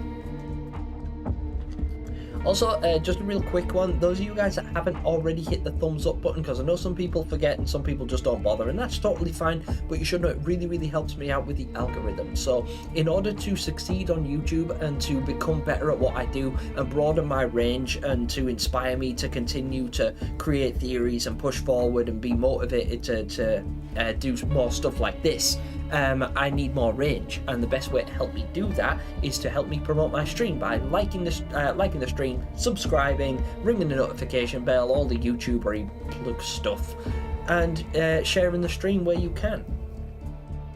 And I appreciate it when you do. Again, I hate saying that because I don't like asking people to do it, because I feel like people would just do it of their own accord, but some people don't. Like, some people forget, and that's totally fine. So just a quick reminder for those of you that haven't and would like to help me, please do.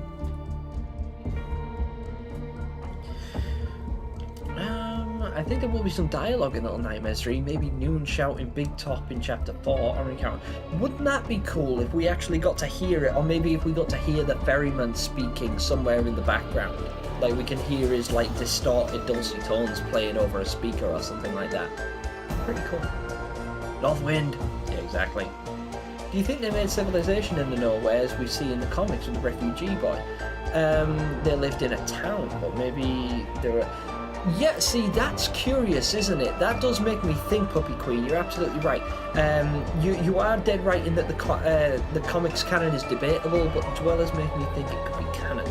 I think children eventually grow up in the Nowhere and some of them built. So yeah, it's possible. It's absolutely possible, because we see several communities within the Little Nightmares universe, but it doesn't specify that they take place in the counties or the Nowhere. It seems to be that they're in the Nowhere though, because the refugee boy and his sister escape from a village where they seem to be welcome to be, but they were chased out of the village because of the North Wind, and the North Wind obviously is in the Nowhere. Sorry, something just hit me there.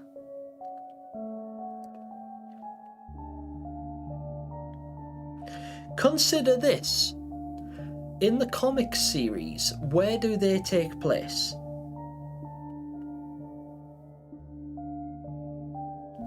Oh. Oh. No. Puppy Queen.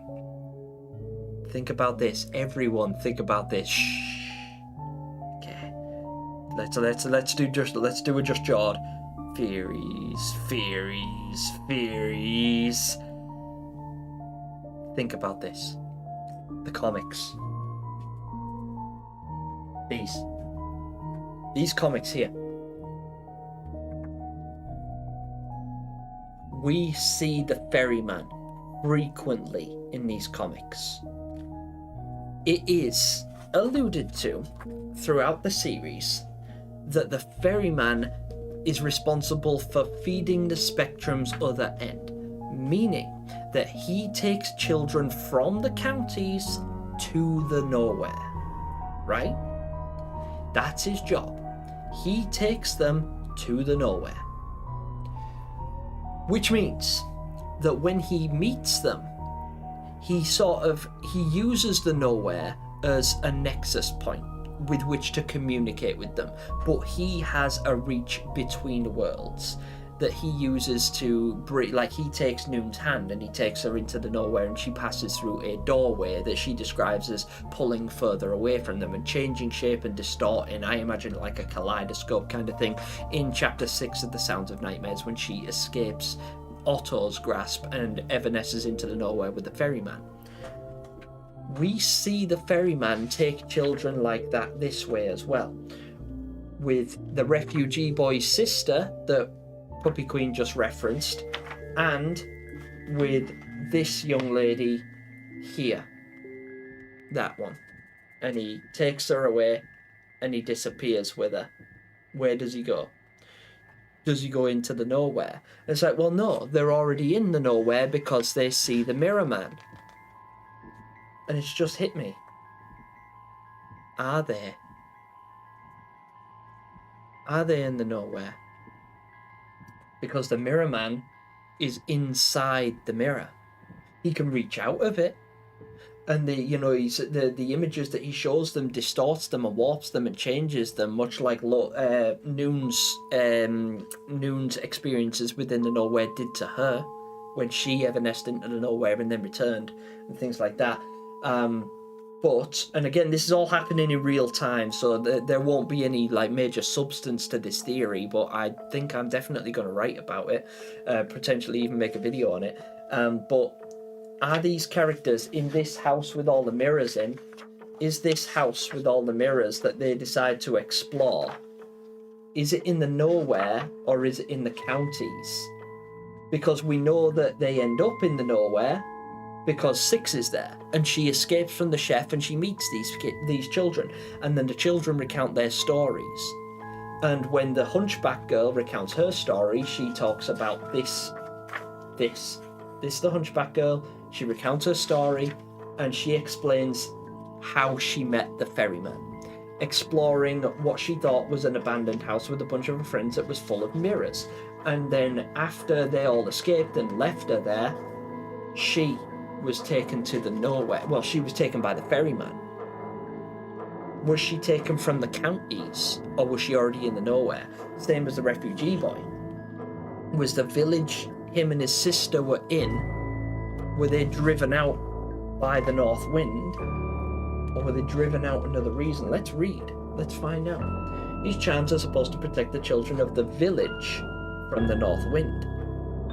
So the north wind already existed in the village. But what was the north wind? Because something else as well that's said, there's that, okay.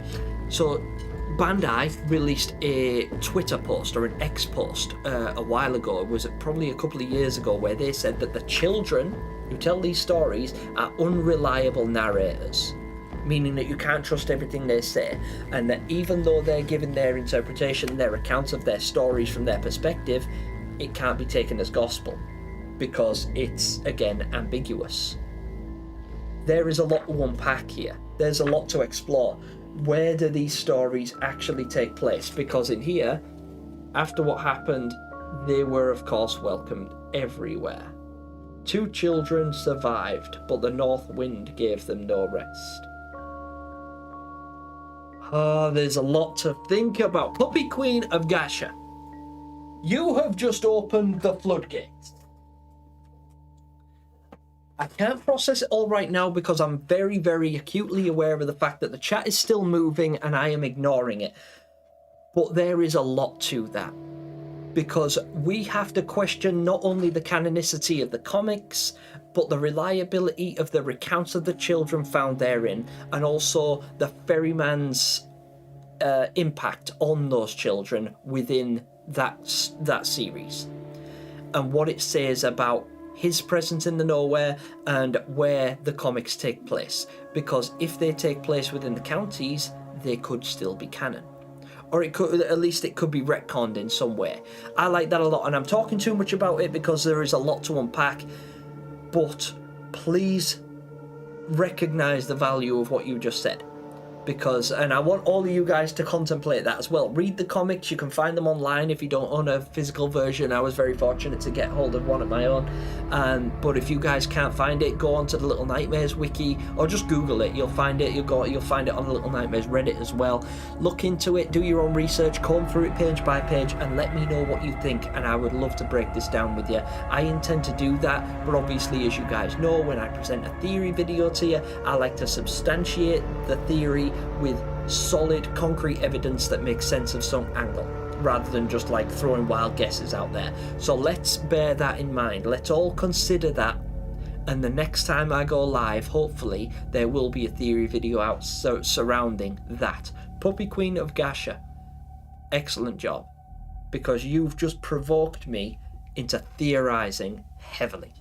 I very much like that. Now, let's catch up with chat, shall we? Greetings, Francis Chask. Welcome to the stream. How you doing? It's great to see you. Also, I'm pretty aware of the fact that you had to leave because I saw your comment come up on my other screen over there earlier on, where I have the stream playing so that I can monitor it and make sure that it hasn't crashed. And I know that you've already left, so I'm really sorry I was so late in getting to your comment. But if you do happen to watch this back, I do apologise. I'm really sorry, and I'm really grateful that you were able to step in and say hello to me. Casual hardcore gamers. Oh, Jai. What a legend. What in the heck is this man ranting about? Look at Jem being all sexy and stuff. Oh my days. Casual hardcore gamers. So when I was talking about the people that I have had the pleasure of working with recently, casual hardcore gamers, well, his name is RJ, the channel is called Casual Hardcore Gamers, and he is a professional platinum trophy hunter, and he makes not only platinum exploration guides, but he also, not only exploration videos, but he makes guides on how to achieve them yourself. If you're a platinum hunter of any description, please check out RJ's, well, even if you're not, the videos are really entertaining in themselves. I'm trying to convince him to make a Little Nightmares Platinum walkthrough. How many of you guys would be interested in seeing that? Because it would force him to get the hard to the core achievement. which some of you guys are currently struggling with, and which I have I've struggled with in the past myself. But yeah, if you guys haven't already, please check it out. And also, hello RJ, welcome to the stream. I'm really glad you could stop in and say hi, my brother. And I'm sorry it's taken 3 hours to get to your comment, but you know what I'm like. I'm miles behind, but of course you also know why. We need Dumbledore in Little Nightmares 3. Oh no, I mentioned Harry Potter and now all the Brits are going wild. Okay. Sorry, right. Chat. This man is like 10 years behind chat. Yeah, I know, right? Shocking. Absolutely shocking. HBO needs to put the ferryman in the Harry Potter series.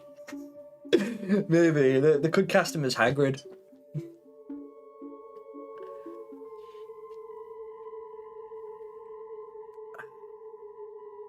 Okay.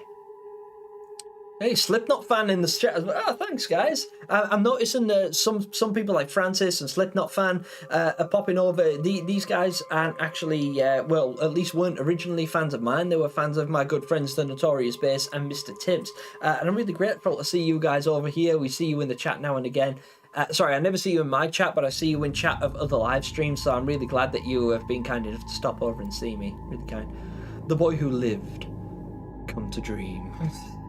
Yeah, imagine that. They're low and alone are creeping around and the supervisor just pops out and she's like, one might think you're up to something. Oh no, all I can imagine is the supervisor flying around on a broomstick.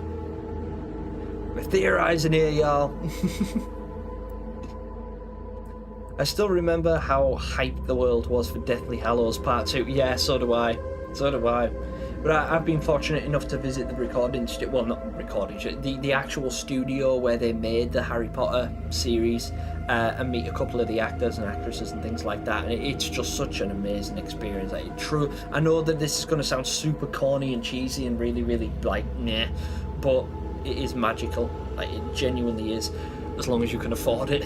It costs silly money, and I was fortunate enough to go with a very dear friend of mine who covered my costs, and that was very nice. So, very, very big love to that friend of mine. Also, there's a reason I don't name them. They like to remain anonymous. It's Harry Potter canon. Hey Gemini, what did you think of the doodle I made at Legion and Deviat? I used the idea of them bonding over house. I absolutely loved it, Faceless Art. I absolutely loved it. And you know what's even better is the fact that you chose to do them fist bumping, which is the way I tend to greet people. So when I see people that I get along with in real life, but the fist bump is my go-to like response. I'm not a big hugger. I try not to hug people. I'm not really a hugging kind of person. I will shake hands, but I find that quite a formal way of greeting someone. So like when I'm meeting someone for like the first time or meeting someone of importance or whatever, I'll shake hands. But generally when I meet people, it's at the gym. So you know, we'll work out together and we'll talk a little bit about, you know, I'm lifting weights or we're doing martial arts or whatever, and it's like, alright, cool, nice meeting you, bro. You know, and I find that sort of very, very cool how you kind of like preemptively included that. And I really like the drawing as well. The drawing, I feel like you capture Legion's aesthetic really well, even from angles that even I haven't seen him from, and it's brilliant. So like there's one that you're doing at the moment that you've worked on a sketch you promoted a little bit in the Discord, of Legion standing on top of a building looking out onto what I assume is the Pale City, and it's the first time I've ever seen Legion from behind. And even though he's my character, it's exactly how I imagined him, so you've done an excellent job there. You did great. Gemini, I noticed the pink scarf child in Very Little Nightmares is dressed kind of similar to a World War II fighter pilot, which explains the wrecked plane we found. That's awesome! What a good observation. That's really cool. I like that a lot. Yeah, I didn't even consider that. That's really cool. Can't wait for Gemini to see this part of the chat. He'll be so confused. I kind of am, but I also get it. I also get it because we're all mad here. Look at your face. You're so puzzled, my dear. Of course our raps make you angry. We're all mad here. Off topic, but I had a dream that TAWOG collabed with Gravity Falls. I don't know what any of those things are. I'm sorry. Since we got The Simpsons Little Nightmares, wouldn't it be dope? Yeah, Little Bartmares. Wouldn't it be dope to get South Park on it? Yeah, it actually would. I'd love to watch a South Park one, because South Park would just tear it apart. It'd be really funny, though. I've seen someone mention Alone looking like a pilot. She looks more like a mechanic, doesn't she? She does with the wrench. It's difficult, actually, because I think it's she's got like a pilot aesthetic, definitely. Like the old school World War II, World War I/II, aesthetic of like the fighter pilots with the goggles and the, you know, and the face mask sort of thing. But yeah, I suppose it could go either way, because she is technically a mechanic. Well, technically, she's referred to as an incurable tinkerer by Rosalie.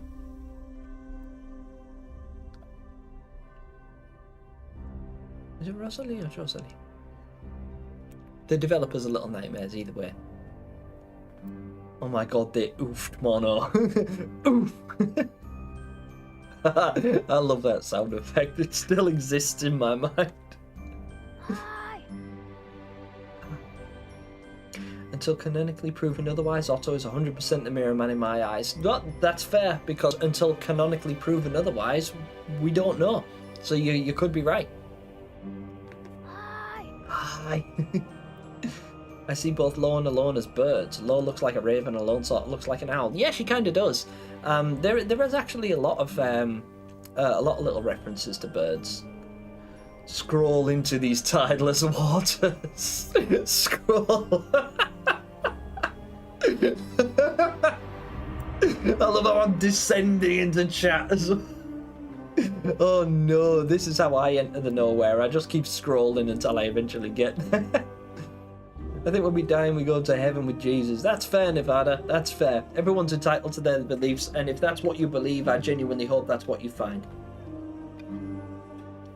Thank you for introducing me to the Little Nightmares Discord. I made so many friends in there. I'm really glad for you, Tomato Man. It's good because sometimes you need a like-minded community to share this sort of thing with, and if I was just doing this on my own, it wouldn't be half as much fun as it is with you guys. Like, I've been sitting here laughing for the last 2 hours, and I feel like it's the first time I've smiled in a long time. It's not like I have a really good community of friends and family and nice people that support me and things like that. And I hope that you find that within the Little Nightmares Discord. And it's my pleasure to introduce you. I'm actually a part of it as well. I just don't partake very much because I'm old and dull and I have too much going on in my real life. Steps from the Netherlands. It was a great theory of the ocean and Little Nightmares. It was incredible and should definitely be looked at. Ooh, I don't know if I've seen that one, Aslak, but I'd be intrigued to check it out. Scribbles, wasn't Jord outright rude to F Vortex, not to mention that he deleted the server, which was... Oh, I don't know. I'm actually curious about that. I don't know anything about the relationship between Jord, F Vortex, or anything regarding the server.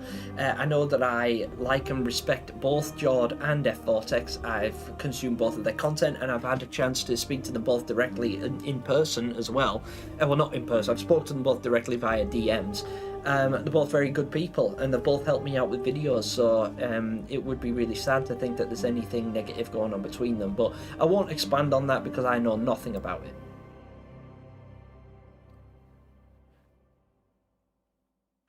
Yeah, Vortex's soundtracks, they are absolutely brilliant. That's actually the main thing that introduced me to F Vortex, because when I requested to use some of F Vortex's 3D models because their level design for the barbershop I thought was excellent.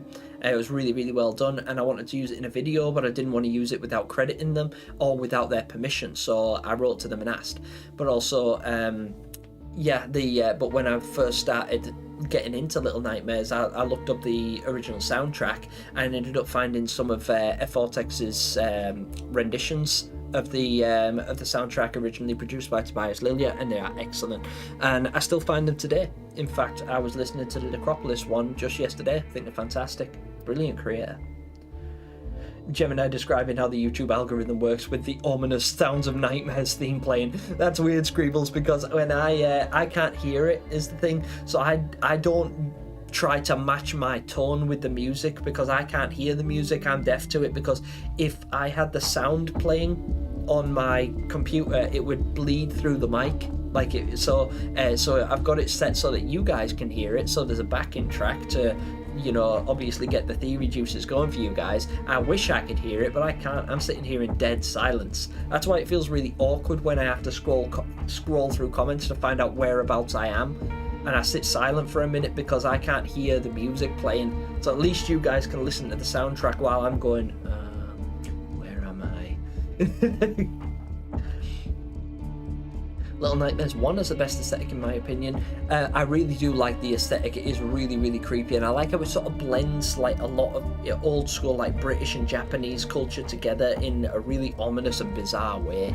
It's really cool. I love the Maw. I just think the Maw is such a great design. Altak, hello, sorry for being late. How are we doing? Don't worry about it, you're absolutely fine. Everyone's got a life outside of YouTube, and I don't expect anyone to show up every time. It's really good to see you. Rexon Co, you made it. Hello and welcome. I'm really glad you could stop in and say hello. I'm sorry it's taken me so long to get to these comments, by the way, guys, but you know, I spend a lot of time making excuses as to why I'm so far behind on chat, but you all know by now, it's out of respect. That's all it is. What's going on in the thumbnail? It looks great. The thumbnail was actually it was a tweet. I still call them tweets. It was an X post that Bandai released for the Lunar New Year, because the Chinese zodiac is different to the zodiac we use in the West. So in the West we use signs like Gemini or Cancer or Capricorn or Aquarius, things like that, and they go like month by month, whereas the Chinese zodiac, they go year by year. So they celebrated, I think last year, 2024 was the year of the dog, or year of the dragon, I think. Yeah, Year of the Dragon last year in 2024. And then 2025 is the Year of the Snake, which ironically is my year. If I was to go by the Chinese zodiac, I would be a snake. That would be my zodiac symbol. And they posted that wonderful picture of Lowen Alone relaxing on the back of the snake with Six and Mono chilling out there as well. And I just thought it was a really nice picture. And when I found a version of it that was in a high enough capacity for me to use as a thumbnail, I was like, you know what? Yeah, that's a really nice picture. I'm going to use that.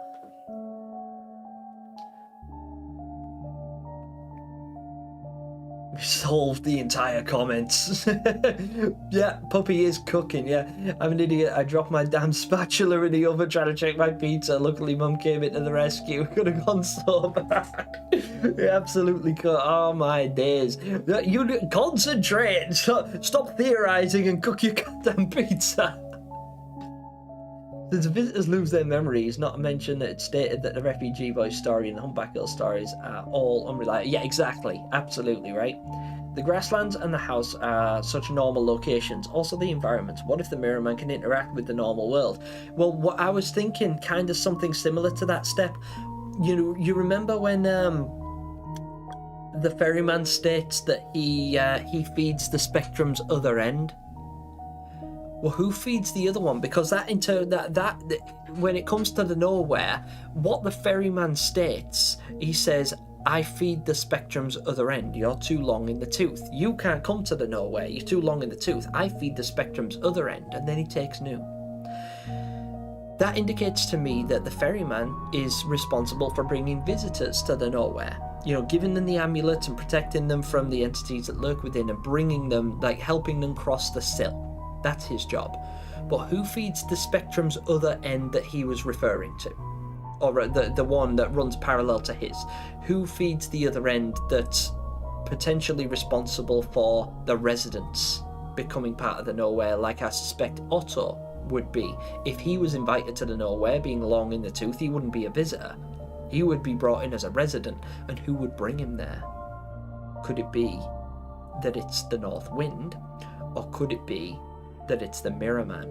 Because we see the ferryman rescue children from both those entities at one point or another, and both of them are reasonable speculations. I think the Mirror Man is the more logical approach, considering the involvement of mirrors in Little Nightmares 3, and of course the fact that it's trying to pull these characters in, and when it takes them when they interact with the mirrors in the comics, it warps them, it distorts them, and it changes them. It makes a boy tall, it makes a boy buff, it makes a boy split, you know, and it changes the one girl into the humpback girl as well.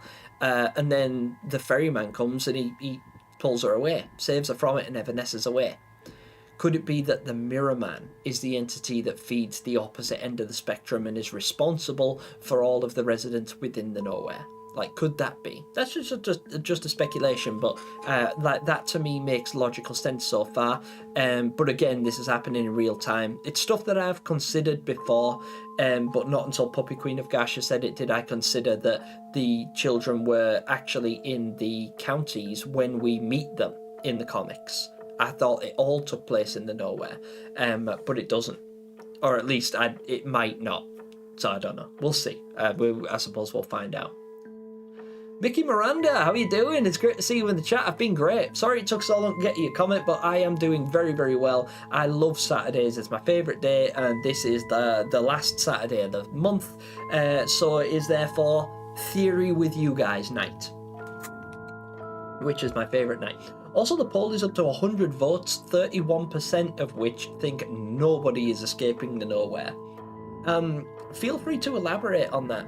Why do you guys think what you think? If you've casted a vote on that poll upstairs, let me know why you think what you think, because I'd really like to know why you think certain people will escape, why you think certain people won't escape, or why you think both of them will. Because some people have voted that both will escape, which I think is very out of character for the Little Nightmares franchise. But again, we don't know it yet, so you could be absolutely right. But I'd love to know why you think that. Sorry, I'm crashing out this theory. So yeah, I know, right? Yeah, same goes for the Mirror Man. I don't doubt his existence, but he's definitely not in the waking world. Yeah, which is what makes me think that if the comic series takes place in the counties, then the Mirror Man is in the nowhere. But that's why he can't step out of the mirror. He has to like reach out and pull them in.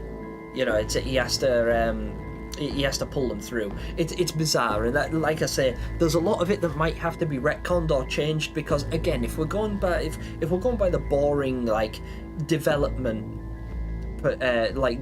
theorizing on the development of the series, then we could just speculate that, well, it's like, well, the idea of the counties and the nowhere being separate wasn't an idea in the developers' heads at the time, and therefore they've decanonized the series and will have to retcon a bunch of stuff because that's the way game development works. And that is probably true, you know, because game development is hard, it takes a long time. I know from personal experience that when I've been writing a story, if I try and get like 3 or 4 chapters in, I then go back to chapter 1 and be like, well, that doesn't really make sense anymore, because now I've said this, you know. So like eventually, now that the games have become so popular and the lore has become so much broader, and the developers could look back on it and be like, well, you know, now we've established that it's a nightmare world, but in the comics it wasn't, so that doesn't really count. So like, you know, retcon, you know, that would be the logical way to look at it, but that's boring. I like it to make sense from a theoretical, logical perspective, you know, and keep it within the world that we know and love. Anyway, sorry, moving on. That's why they don't remember the memories. They need each other to remember these memories, because that's where they were from the waking world. Yeah, exactly, which is why when the bread boy in the comics is talking to Six, and she does not respond to him, and he says, what's the last thing you remember? And she doesn't respond, and he says, if you don't tell us, you're likely to forget altogether. Maybe, Christopher Villanueva says, maybe if Alone abandoned Law in the mirror room and Law has been stuck there for many years. Oh no, yeah, what if he's, like, you know how the refugee boy in the comics was running along holding hands with his sister, but his sister has been taken by the north wind way before that, and he's actually holding hands with her reflection because it's just the ferryman in disguise. What if that is, and that was one of my early theories as well, is that Lo and Alone spend the whole game together, but one of them doesn't actually survive. Like, what if they have more than one encounter with the monster baby, and the monster baby kills one of them in the first interaction, but they are replaced by the ferryman? Or what if they are on the ship? What if they're on the carnival ship, and then as they're trying to escape the nowhere using the carnival ship, as I elaborated in my ascension theory, vertex theory, where I think about how they're going to escape the nowhere. What if the ship crashes? They land in the necropolis, and they both die. One of them dies, and the one that wakes up, like Lo wakes up, and he notices Alone sitting there, just fine. She's okay. She's just like, yep, hi. And then she picks him up. She's like, hey, you're awake. What if that's not Alone? What if Alone didn't survive, but she's replaced by the ferryman? And when Lo wakes up, he's like, oh, thank God, you're okay. And they carry on their adventure. And we don't discover that Alone is the ferryman in disguise until the end of the game, when Lo escapes he finds his way out of the nowhere, and he reaches back and he's like, come with me. And she's like, I can't, because it's not her. And then it turns back into the ferryman, and then we all cry. What about that?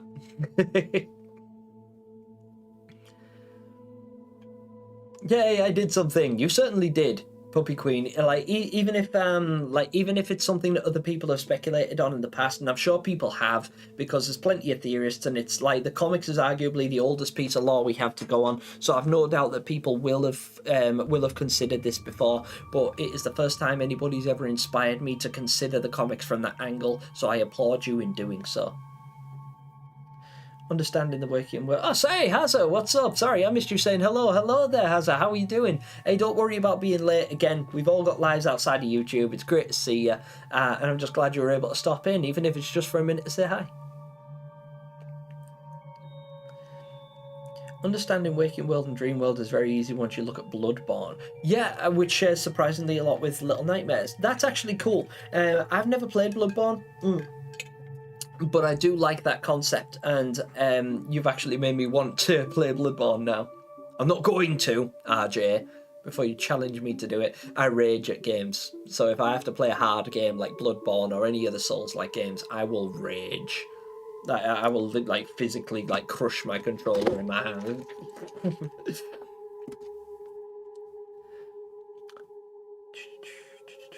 Soft Static, hello, how are you doing? Again, I'm so sorry it took me so long, but hi and welcome. I'm really glad you could get here.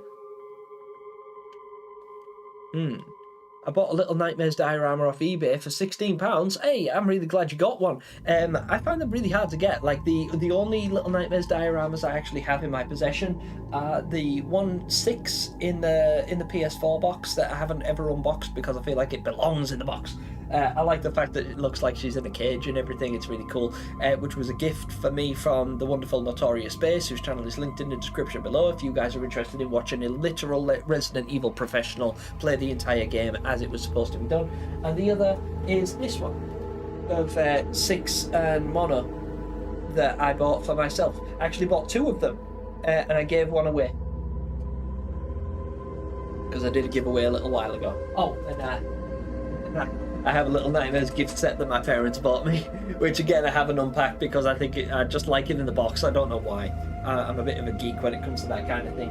But it's a mug, it's mono, get into mono keychain in there, as you can see, and it's a coaster, which I should be using right now because I've got a big glass of Coke. Somebody asked earlier on if this is just cola in here, by the way, and it is. It's just cherry cola and ice. Oh, well, there's no ice anymore because it's melted an hour ago. But yeah, it's just cola in there. I like it because it gives me that little bit of sugar to give me some energy because, like I said at the beginning of the stream, I'm really tired.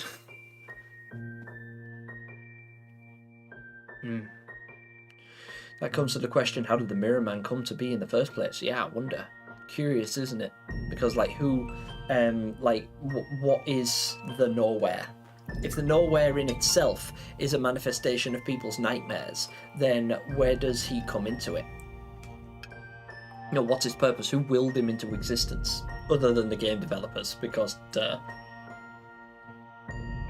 The clothing of the kids in the Humpback Girl story are very vague, which makes it more evident that she can't remember her life era. Yeah, that's actually interesting, and that's a really cool way of looking at it, is so something that I considered is if you look at the clothing they wear, you can usually tell how long somebody's been in the nowhere by the state of their clothes. Like Lo has been in the nowhere for years, according to his description. His bio literally says he's been in the spiral for years, and you can tell by looking at him. He's got like a haphazard outfit that's all like, you know, war torn and damaged and run down, and it's characteristic of somebody that knows a lot about how to survive. Like, you know, he's got his cape tied around his neck, which could represent the fact that it makes him feel strong and heroic, but it could also be used as a protection. He could use it to hide in, he could use it to shield himself from rain, or, you know, use it as shelter, as a blanket in the night when he needs to go to sleep. He's sleeping in shorts and a torn t-shirt, he needs a blanket. Why not carry it with him?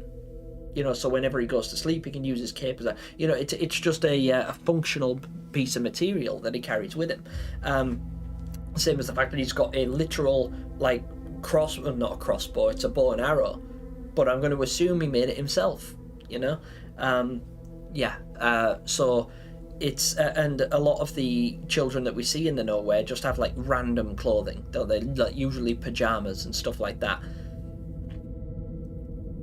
Apart from the lollipop boy, who's quite well dressed by comparison to the other children.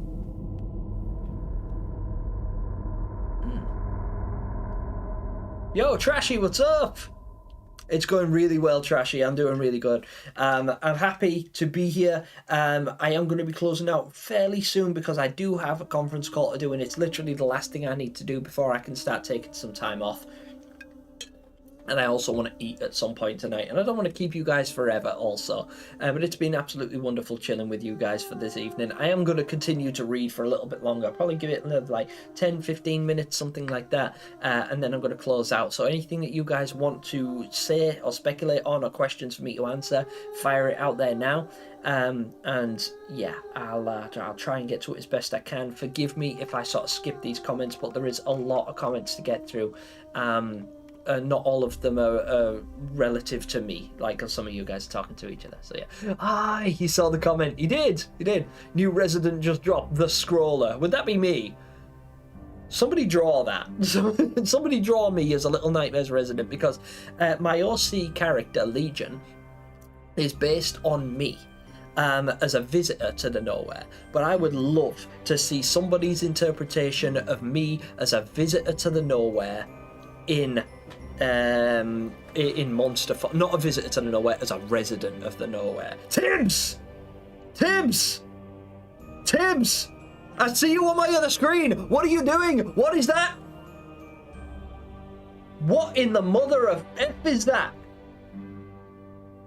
Mr. Tibbs with a bombshell of a donation up here crippling me and trying to make me cry on the internet. I see what you're doing, Mr. Tibbs. That's so kind. Choked up and you distracted me. Look what you've done. I was trying to close out. Look at you. Look what you've done. You miserable. Mr. Tibbs is an absolute legend. Again, I've referenced Mr. Tibbs already in this stream. A Resident Evil lore expert in himself, as I referenced him earlier on, and I had the pleasure of collaborating with this man over on the Notorious Basis channel, which is linked in the description below. Mr. Tibbs, thank you so much, mate. That's massive. $49.99, which to me is a huge amount of money, and by any stretch is a massive amount of money, as is evident by the colour of that scheme up there. That is brilliant. Thank you so much, my brother. And you know what? I'm going to skip all of this. I'm not skipping all of it. I just want to make sure that I give this a little bit of love. There you go. I've love-hearted the comment. Now I'm going to scroll back up to where I was. My brother, that I honestly can't say enough, and I don't want to. Right, okay, so I'm in two minds here, because obviously I want to give Mr. Tibbs the recognition he deserves for giving me a donation like that, because that is absolutely mind-blowing. To me, that's like, I know it sounds ridiculous, but that is big money to me. That makes a massive difference to me, because not only have I got these projects that I'm working on, like I say, but also with my mum being sick, it is very expensive for her to go, and she literally said to me yesterday that she spent £40 on taxis to the hospital in the past week. And I'm like, and I feel really bad, because I'd like to help. And Mr. Tibbs has given me more than that amount, which means that I can literally take that money and I can give it to my mum. And that's good. That's it. Taxis are paid for. Hospital treatment done. We get hospital treatment on the NHS here anyway. That's what our tax pays for. So I don't worry about paying the hospital treatment. But the fact is, my mum has to physically get to the hospital, and because she lives miles away from the hospital and is physically disabled and can't walk, she has to be ferried there by taxi, and it's very expensive, and donations like that make that possible. So Mr. Tibbs, thank you from the bottom of my heart, brother. Thank you so much. And please don't think me because I'm going to move on, and I'm going to pass over that comment and continue to read the comments from everybody else, and I don't want to linger on it for too long, but I also don't want to come across like I'm one of these ungrateful weasels that doesn't really care about getting donations, because that, under any other circumstance, if I wasn't being stoic on the internet in the face of my audience, I would probably cry, and you know that because you've done that before. So thank you, man. Really thank you. Anyway, where was I? Sorry. Moving on and being a man. Gemini could actually be right about having to go up and escape. Yeah, exactly. This is the thing. Cyrus, god damn it! I'm trying to read comments. Stop being kind to me. Don't stop being kind to me. I will get to that. Sorry, let me read a couple of comments and I will address this. Cyrus, thank you so much, my brother. I will actually show you genuine gratitude in just a second. But for now, let me just read a few more of these comments real quick, right? Because I was about to close out and you guys have made me not want to. Yeah, Gemini could actually be right about having to go up to escape. I hope I am. It's possible since RG got her hands on a hot air balloon. Haven't played very little Nightmares yet, still got to play. Yeah, exactly. And that was something that I included in my most recent theory video. If you guys haven't seen my most recent theory video, Scribbles is absolutely right. And so is Step. That there is a lot of references to rising and ascending, and there's a lot of references to sinking deeper and descending and plunging and becoming low. And it seems that all of the ones in reference to accessing the nowhere are talking about going down. So it stands to reason that escaping the nowhere would be characterized as ascending, as going up, as flying, by way of the flying ship that is in Little Nightmares 3, in the floating carnival that is in the Sound of Nightmares, which is probably the same as the funfair in Little Nightmares 3, and in Very Little Nightmares by the Raincoat Girl, who I suspect could be CC's potential attempt to escape by way of hot air balloon, that she unfortunately crashes into the nest, which is really high structure in the nowhere, and then she vacates that and then meets her demise. But yeah, I think I might be right, but I don't know. Anyway. Average no grass touching gamer becoming a nowhere resident. Yeah, exactly. Imagine that. The gamer. The mod. The modifier.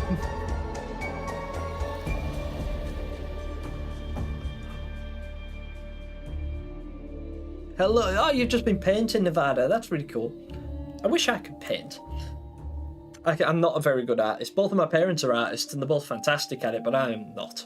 I know so many artists as well, you would think I'm actually good at it.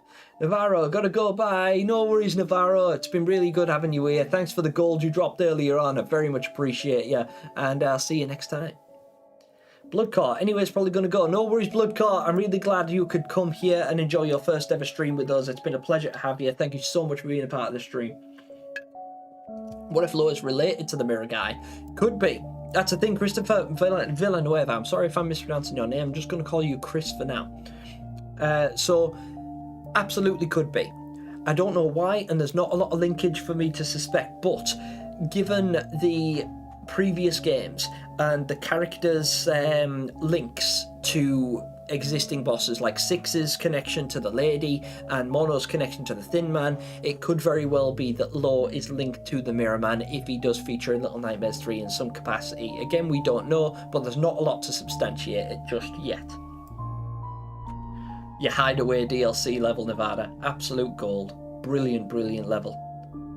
I really liked it because it explained a lot about the gnomes. It actually helped me theorize. In fact, that DLC, the Hideaway DLC, is one of the main reasons that I was motivated to create the flashlight theory, where I speculated that CC could be the Raincoat Girl. And that actually gave me some evidence to substantiate that, which I suggest that you guys that haven't seen it check out. A shameless self-plug for you there. I'm sorry, I don't say X, I say Twitter and G-tweet. I still call it Twitter. I think I always will. But saying that, I don't really use it. I have a Twitter account, but I don't really use it to promote or anything. I literally just use it to get updated on Little Nightmares content. That's pretty much it.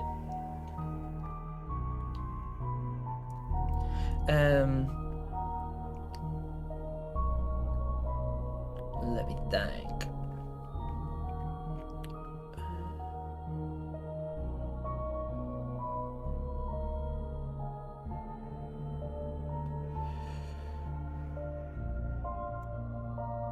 I wonder how old is too long in the tooth. Yeah, I wonder as well, because obviously we meet, well, we don't meet them, but in The Sounds of Nightmares, Noon recounts meeting Rusty and her little crew, and she references them as teenagers. So teenagers, we don't know how old teenagers are, but if we speculate that teenagers can be up to 19 years old, and I know that seems quite odd because, especially here in the UK, a 19-year-old person would be like a grown-ass man, who's expected to have a job and have a house and, could get married and all the rest of it. That would be considered an adult, right? At least from here in the UK's perspective.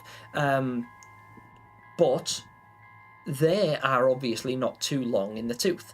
They could be 13, which would make a lot more sense in my opinion, and the way I imagine them, again, the nowhere is built entirely up to interpretation, so it could very well be that they are all just 13, and in my headcanon they are about 13 or 14 at the absolute max. But, and also, Noon could be wrong. When I was a kid, when I was 5 or 6, I thought that my 10-year-old neighbour was a teenager, because to me he was big, but I was only little. So maybe, because again, she could be an unreliable narrator. She might be wrong in a lot of the things she's saying, because she's still a child, right? And she's just trying to give her account of stuff, and the way she articulates, she's very well spoken and she's very well written character, but that's not to say that she's right about everything. So she could say teenagers when they might be 11, because we don't necessarily know how old Noon is either. But anyway, I digress. Long in the tooth could be anything over 19, at least. But if we're using semantics.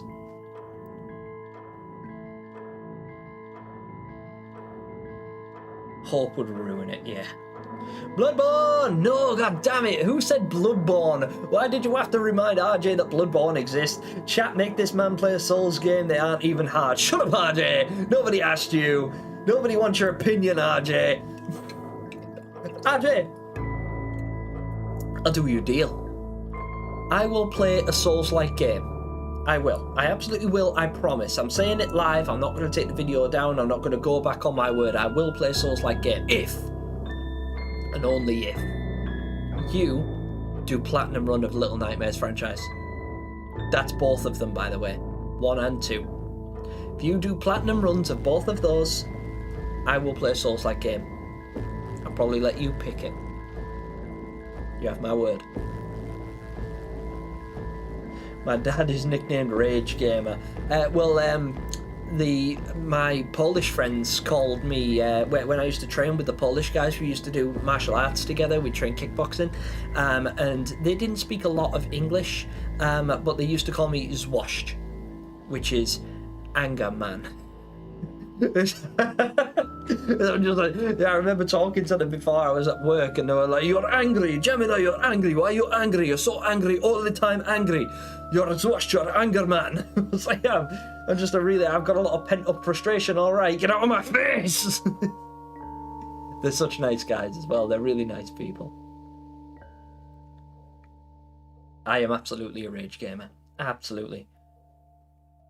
So much cola. Yeah, I know, right? I literally emptied like a 2-litre bottle into this thing. It's mostly because, number one, it'll give me some energy. Number two, I didn't want to get up and then go back downstairs and get a refill. I just wanted a quick fix. The chefs were born to be chefs. Yeah, indeed. Mr. Janko. So does that mean the children don't age in the nowhere except for Mono in the signal tower, since Lo was in the nowhere for a long time? Yeah, see, this is the thing. We have no concept of the way time works. Like, we don't know if time works as a separate entity in the nowhere. We don't know if it's linear. So when the signal tower, when the Thin Man takes 6 into the signal tower, she's warped and distorted and changed, and we don't know how long she was there for. Necessarily. Like, to us it was only a couple of minutes, but to her she could have been there for years, and maybe that's why when she's changed back and she sees Mono, she sees that as an opportunity to be like, ha, you left me here. I've been here for years because you abandoned me.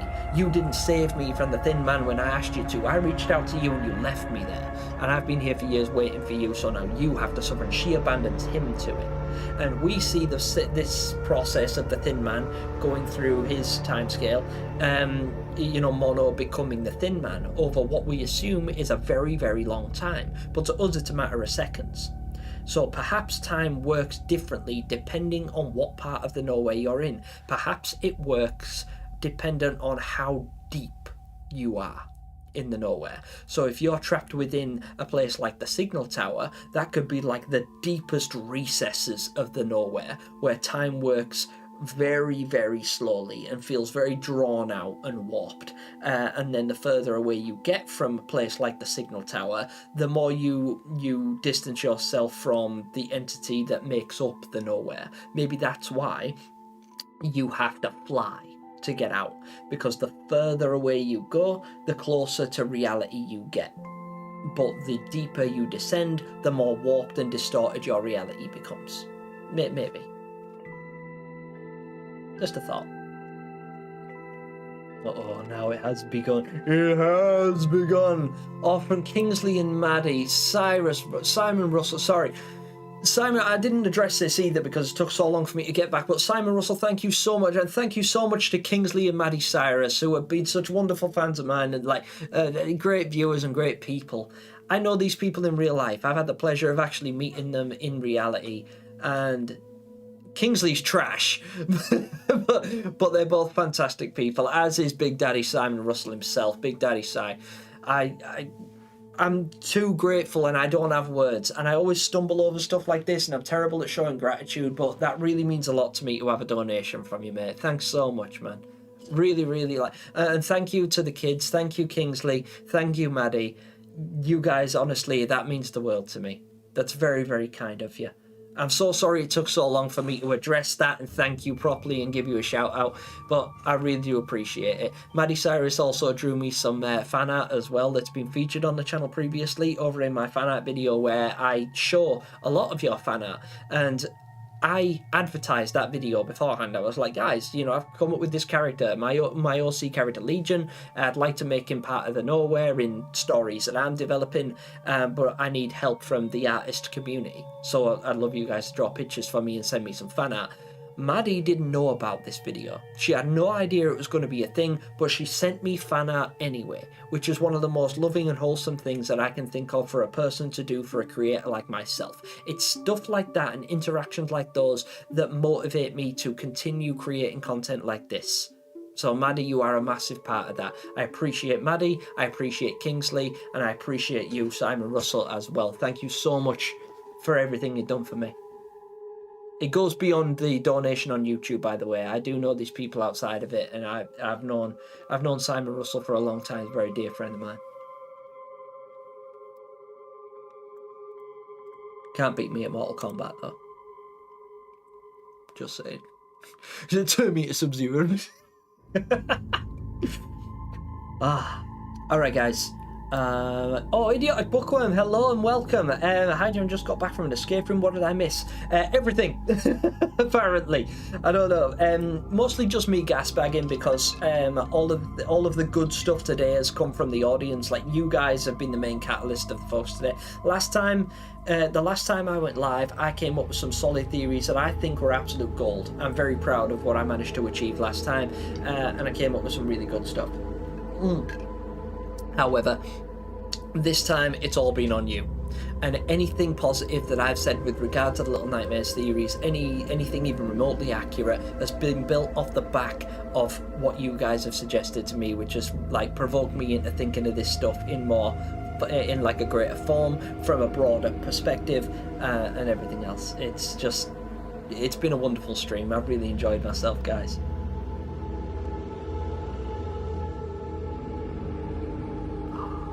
Yeah, Mr. Tibbs, you absolutely should pick up Reanimal. Has the goal been reached now? Simon Russell, yes it has, thanks to your generous donation. In fact, we are there.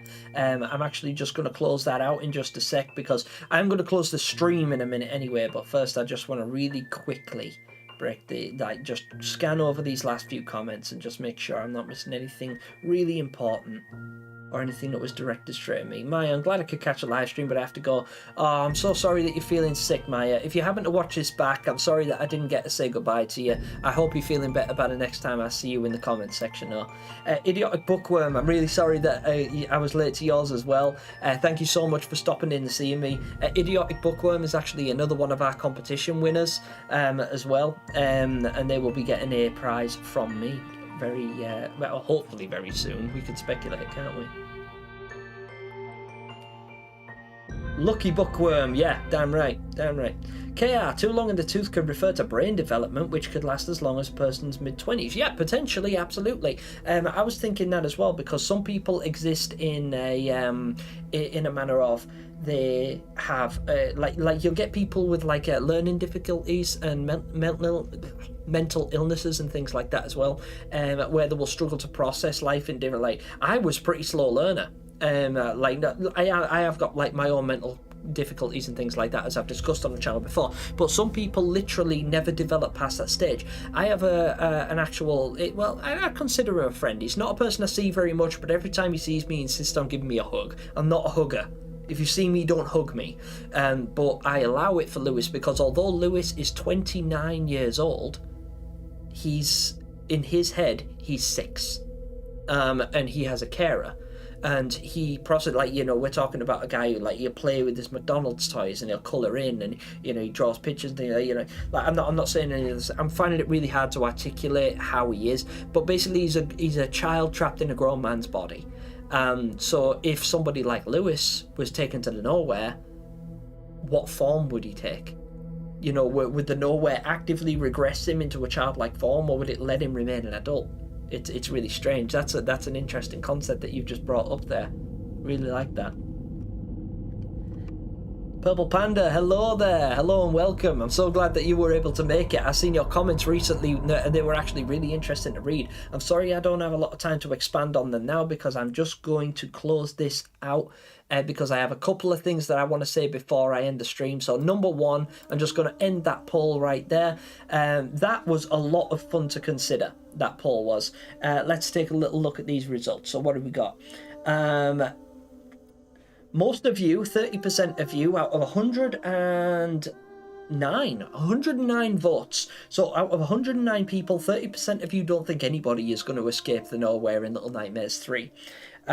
Which is absolutely, in fact, all of these are possibilities. 28% think alone will escape, which is what I personally think as well. 16% of you think that Low will be the one to escape, which is the lowest, ironically, the lowest, the lowest metric we have there. And then some of you, 24% of you, which is quite a generous amount, believe that both of them are going to escape the nowhere, which would be a really nice ending, but I believe hugely uncharacteristic of the nowhere itself. But yeah.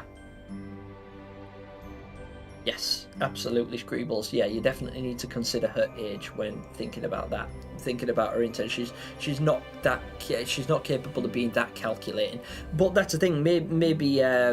Maybe she's not 9 anymore, because if she's been trapped in that sort of like time warp. So if it works like I said it worked, or like I just speculated that it worked, she's been trapped in the signal tower for years and years and years. So she's not 9 anymore. She's had time to develop, and although she hasn't had like an external stimulus, she might still carry that grudge, but also have that position of like, why am I here? Why am I suffering? Why have I been miserable for all these years? And she'll only remember Mono being the reason for that. But anyway, again, we don't know, and I don't want to dig too deep into it at the moment, because I actually have to close this out. It says goal achieved, and I said, if we got 5 super chats today, I will attempt a Little Nightmares challenge of your choice. So what I'm going to do is keep an eye out for my community post upcoming, because I am going to give you guys a series of Little Nightmares challenges, and whichever one gets the most votes, I will attempt, and I'll do it live. I'll attempt to whatever you guys want me to attempt. Give me a couple of days to come up with a couple of ideas. Feel free to throw a couple of comments out there as well, and let me know what you guys think would be a good challenge to do. Let me know if you would like to see me try the hard to the core achievement. I already got it, but like I say, I got it about 6 years ago. Probably couldn't do it now, but if you'd like to see me attempt that live or make a video on it or something like that, let me know. And there's a couple of other challenges I've got spinning around in my head at the moment, but I'm gonna write them down, think about how I'm gonna process them and if they're feasible, and it will be an attempt as well. I can't guarantee I'll be able to do it because you guys might say, you know, I want you to speed run Little Nightmares 1 in 15 minutes, and it's just physically impossible without cheats, so I wouldn't be able to do it, but I would try, because that's what you guys have voted on, and I said that I'll attempt a Little Nightmares challenge of your choice. So I'm going to give you guys a couple of options that kind of work for both of us. We'll mutually agree on something based on your votes in the upcoming poll in the next couple of days on the community tab. So don't forget to ring the notification bell so that you actually get to see that and be a part of how it goes and the progression of this channel. And with that, I'm going to close this out because I am hungry and tired and ready for a break, and the only option here is start another goal. Oh no, I don't want to start another goal, I just want to click. There you go. Okay, so I'd like to thank each and every one of you for being a part of this stream. It's been absolutely wonderful and extremely thought-provoking. I have so many notes and so many thoughts to consider, and I can't wait to comb through these comments and go back through it. Thank you all so much for being here. Also, hello to your local Gallade. I've noticed you coming. Hello from the good old US of A. Salute to the USA. It's great to see you here. I'm so sorry that I'm just wrapping this up, but I've been live for a long time. I intended to do 2 hours. It's been nearly 3, but it's been absolutely fantastic. Thank you to those of you that made your really generous donations. Simon Russell, Mr. Tibbs, and the rest of you. I won't name everyone because I'm going right now and it would necessitate my scrolling up and I'll get all emotional about it again. So all I'm going to say is it's been a blast. Thank you all so much for being here, but until next time, that's game over.